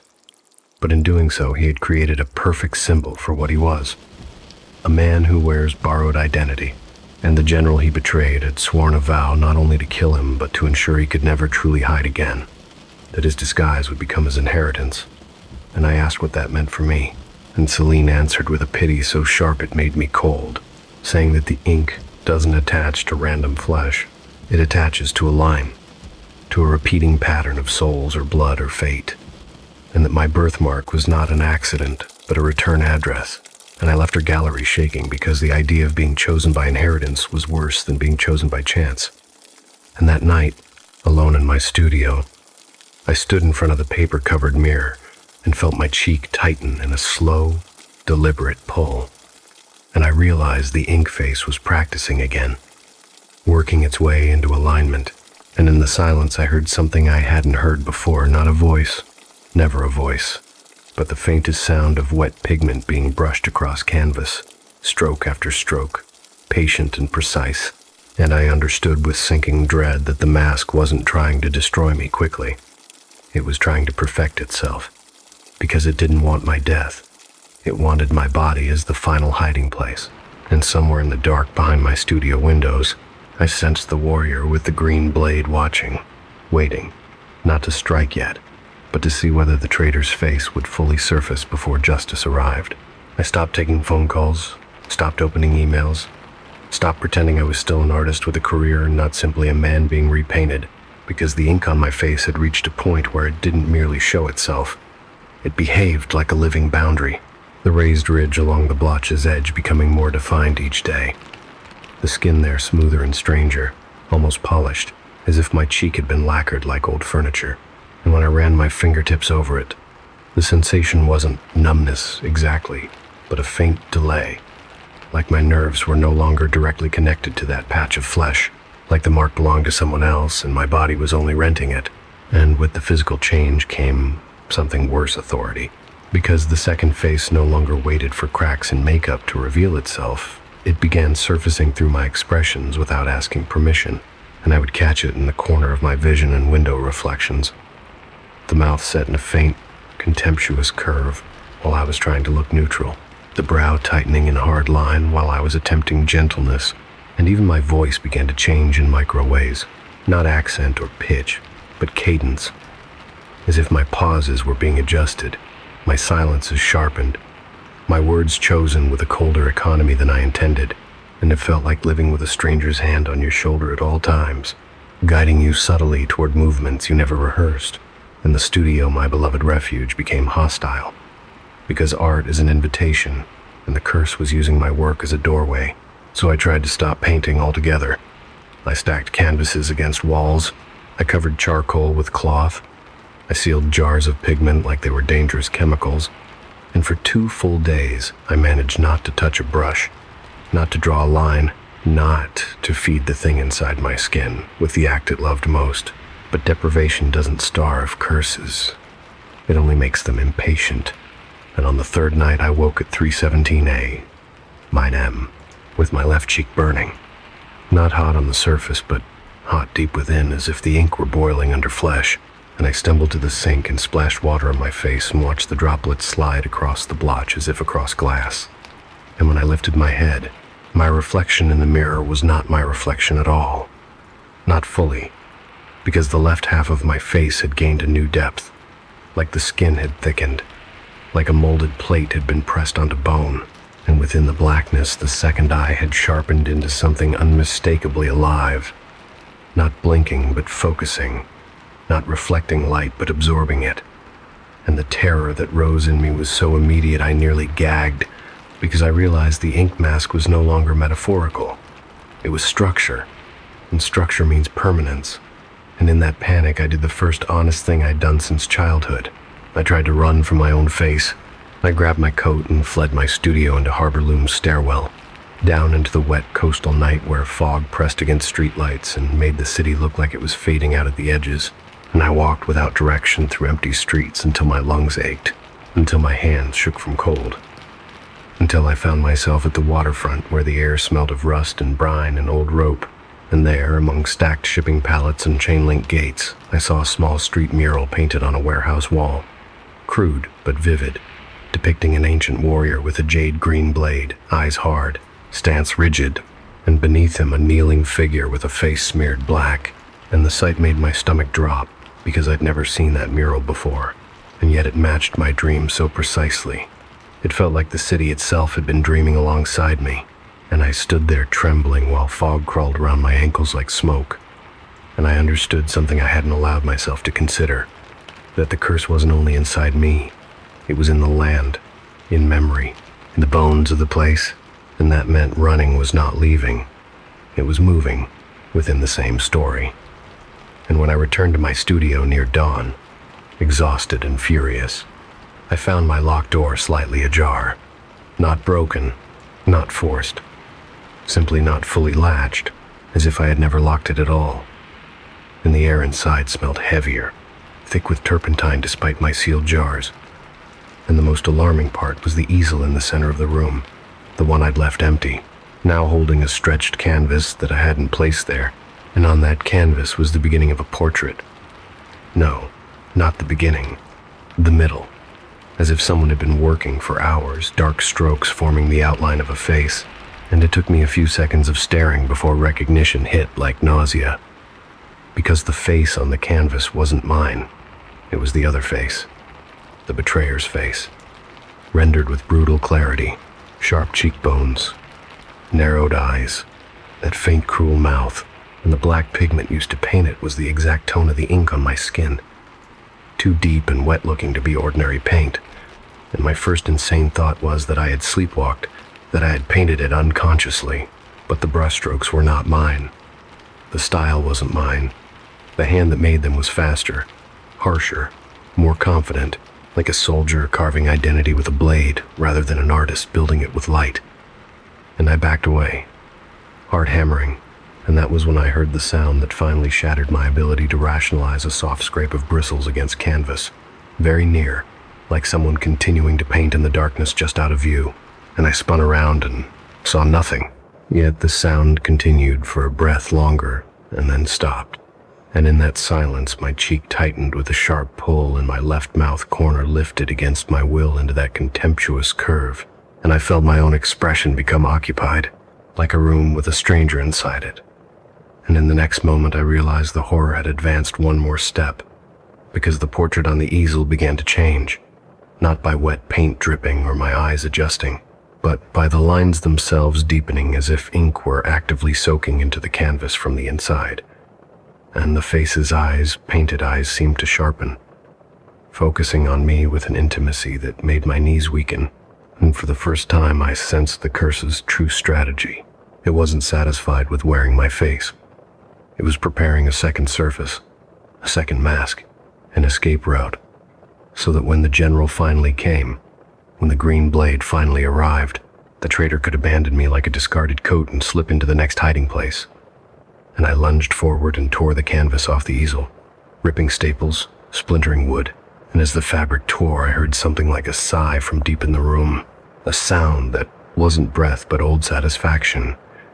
And the torn canvas fell to the floor in two halves, and as it lay there, the black pigment began spreading outward across the white fabric like fresh ink dropped into water, branching, shaping, reaching. And to my horror, the spreading lines mirrored what I felt on my skin at that exact moment, because the blotch on my face pulsed and expanded, the ridge creeping closer to my left eye socket, the sense of a hard plate forming beneath skin growing stronger, and I ran to the bathroom mirror and saw the second eye within the blotch, now fully formed. A dark, iris-like center, surrounded by ink shadows, and though it still didn't blink, it looked awake, and the most terrifying detail was that it wasn't aligned with my own eye. It sat slightly higher, like another skull's anatomy, meaning the betrayer's face was no longer simply overlaying mine. It was beginning to push mine aside, and I fell back against the sink, trembling, listening to my studio creak like a ship, and in the fogged window behind me, I saw a reflection that made my blood freeze. The outline of the warrior, faint and tall, standing in the corner of my studio where my stacked canvases leaned, armored dark, green blade angled downward, not rushing, not dramatic, simply present like an execution scheduled and inevitable. And I whipped around and the corner was empty, yet the coldness remained, the sense of a hateful gaze fixed on me from somewhere beyond ordinary sight. And I understood then that the warrior's silence wasn't absence, it was restraint. He was waiting for the mask to fully surface so he could strike the correct face. Because justice doesn't swing at shadows, it swings at identity. And in my panic, I did the last thing I had left. I called Celine Darrow and begged her to come. Not later, not tomorrow. Now. Because the portrait was painting itself and the ink on my face was becoming armor and I could no longer feel where my own expression ended. And when she arrived an hour later, coat damp with fog, she didn't speak at first. She simply looked at my face with an exhaustion that felt like grief. And she whispered that the mask was nearly complete, that the betrayer's old instinct to hide had found its final sanctuary, and I demanded she tell me how to stop it. And Celine answered in a voice so low it felt like part of the building's creak, that there was only one way to stop a mask, forged from fate. You have to let the rightful blade see it clearly. You have to stop hiding it. You have to stop painting it over, because every concealment is another layer of protection. And when she said that, my stomach turned with dread. Because I understood what she was asking me to do, stand uncovered in the gaze of the warrior, let the green blade decide which face deserved to be cut. And I realized the curse had cornered me into the most unbearable choice of all. Keep hiding and become the betrayer completely, or stop hiding and risk being punished for a crime I didn't commit. And as Celine watched me, fog pressing against the windows like a listening crowd, I felt my left cheek tighten again, the ink mouth inside the blotch smiling with calm confidence. And in that smile I sensed the traitor's certainty that I would do what he had always done. Choose survival, choose concealment, choose the mask, because destiny, I was learning, doesn't simply chase you. It teaches you to chase it back. I wish I could tell you that I chose courage the way people do in stories.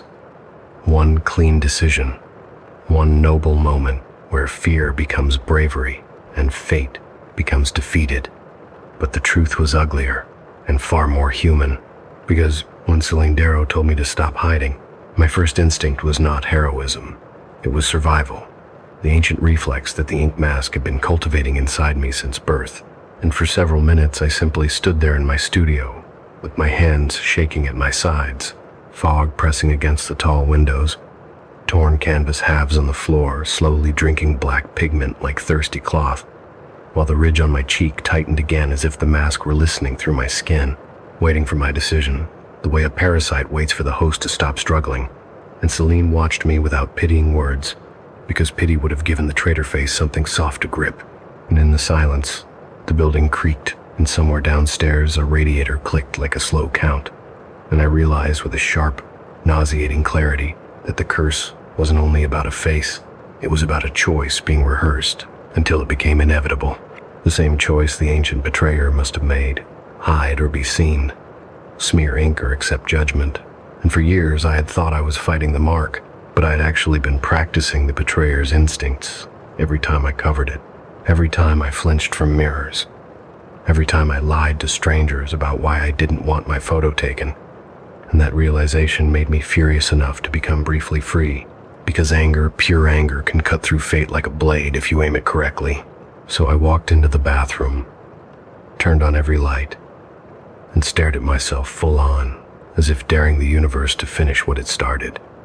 And I began wiping the makeup off with trembling hands, not gently but violently, scrubbing until my skin reddened, until the concealer smeared in pale streaks like erased lies, until the ink blotch stood exposed in all its wet black shine. And as the last layer came off, the ridge along the blotch's edge tightened with a deep pull, and I felt something inside my cheek shift, an internal click like a lock being undone. And my reflection changed in a way that stole air from my lungs, because the ink mask didn't merely sit there anymore. It rose, subtly, creating depth, the second brow, shadow sharpening, the second eye within the blotch, focusing like a lens, the ink mouth pulling into a faint, satisfied sneer, and for the first time I saw it clearly as a complete half-face welded to mine, a mask forged of pigment and fate and borrowed cowardice. And my stomach rolled as if I were looking at a stranger wearing my skin. And behind me, Celine whispered very softly that it was ready, and those words carried the weight of a ritual, because the moment she said them, the air in the studio changed, the temperature dropping so quickly my breath fogged, and the smell of turpentine vanished as if sucked out by vacuum, replaced by a faint metallic scent like wet iron, like old blood on stone. And I turned and saw that the corner where I'd glimpsed the warrior's outline and reflection was no longer empty, because he was there now in full presence, not hazy, not suggested, but standing among my stacked canvases with the stillness of carved wrath, armor dark and scuffed, jade green blade angled downward and glowing faintly like an underwater mineral. And though he made no sound, the studio responded to him as if to gravity, the hanging chain of a ceiling lamp settling, loose papers on my desk flattening, the very fog outside the windows seeming to pause, and my knees weakened, but I refused to step back, because stepping back was the betrayer's move, and Celine remained near the door like a witness who knew her role. And the warrior's eyes, those eyes from every dream, locked onto my face with such focused hatred it felt like heat, and for a heartbeat I sensed that he didn't see me. He saw the other face, and the relief that surged in me was bitter and terrifying because it meant I might live while the mask died. Yet relief is dangerous because it makes you careless, and in that carelessness I felt the ink mouth inside the blotch shift, pulling my left lips upward again, practicing contempt.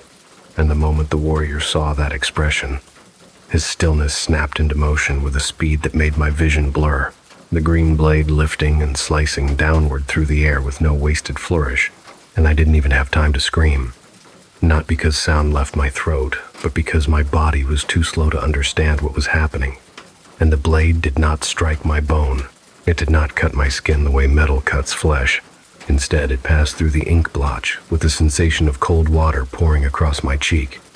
And then there was a sound, soft, wet, intimate, like paper tearing. And pain exploded in a strange, inverted way. Not a burning surface pain, but a deep, ripping relief, as if something that had been glued to my face for years was being peeled off at last. And I staggered, clutching the sink, and in the mirror I saw the impossible, the ink mask separating from my skin in a thin curling sheet, lifting away like a peel of lacquer, and beneath it my cheek was pale and raw, not bleeding but exposed as if newly made. And the peeled mask did not fall like dead skin. It convulsed, twisting in the air as if trying to crawl back, and the second eye within it finally blinked an ugly, frantic blink, while the mouth opened in a silent snarl. And that was the moment I understood the mask had always been alive. Not biologically alive, but alive in the way a lie is alive, a thing that wants to persist. And the warrior stepped forward, blade poised, and with a single downward motion he pinned the writhing ink face against the bathroom tile like a bug under glass. And the mask flattened, black pigment spreading outward across the white surface, in branching veins that looked exactly like my old birthmark. And as it spread, it began forming another face again, faster now, desperate, trying to rebuild itself on any surface available. And Celine shouted for the first time, telling me not to look away, telling me to keep my own face exposed because concealment would invite it back. And in that frenzy, I realized the final horror. The betrayer's instinct doesn't die when you cut it. It tries to relocate. So I forced myself to stare at the spreading ink on the tile until my eyes burned, refusing to blink, refusing to flinch, refusing to grant it darkness. And as I stared, memories began spilling into my mind like paint knocked over. Not my memories, but his, the traitor's, his wet footsteps in a courtyard, his hands dipping into ink, smearing his face with frantic strokes, his breath ragged with panic, his mind screaming that survival is all that matters. And in those stolen flashes, I understood why the warrior hated him so completely. Because the betrayal wasn't political. It was intimate. It was the betrayal of trust, of loyalty, of shared bloodshed. And the warrior's blade came down again. Not to strike me, but to sever the ink spread. And wherever the green edge touched, the blackness hardened into brittle flakes like dried pigment, cracking, losing cohesion, and the mask's silent mouth twisted as if it were screaming without sound. And then, with a final sharp tap, the warrior pressed the blade's tip into the center of the ink face and held it there. And the entire black mass shuddered, collapsed inward, and turned to gray ash that slid down the tile in a thin stream like exhausted dust. And the room's temperature rose abruptly. The smell of turpentine rushed back. The studio lights steadied, and the warrior, having finished the execution, lifted his gaze to me for the first time, as if truly seeing the host beneath the parasite. And in his eyes I saw no gratitude, no apology, only judgment cooling into neutrality. And he raised one gloved hand and with two fingers touched the air in front of my cheek in a gesture so precise it felt like sealing a wound. And then he stepped backward into the studio shadows and vanished, as if he had never been anything but a dream, leaving only the echo of his presence and the quiet creak of the building. And for a long time, I couldn't move. I just stared at my reflection, my face uneven and pale on the left side where the birthmark had been for my entire life. And the absence was so shocking it felt like losing a limb. Because when something defines you for decades, its removal creates a hollow you don't know how to inhabit. And Celine touched my shoulder gently and whispered that it was over.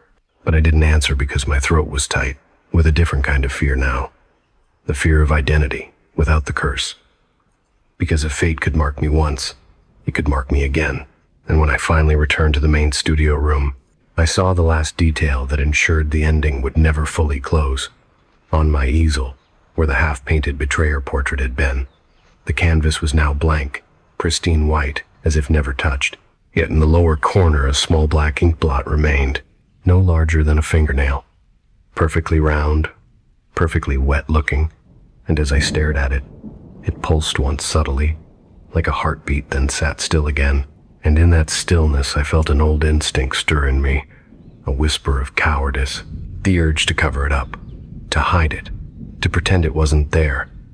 And I understood with icy clarity that the warrior's blade had removed the mask, but it had not removed the lesson, because the betrayer's face is not only ink on skin, it is the temptation to conceal the truth for comfort. And as dawn bled gray light into Harbor Loom's windows and the fog began to lift, I found myself standing over that tiny blot with trembling hands, wondering which would be worse, to wipe it away and risk inviting it back, or to leave it visible forever and spend the rest of my life feeling watched by the green blade that once waited patiently for my disguise to finish forming.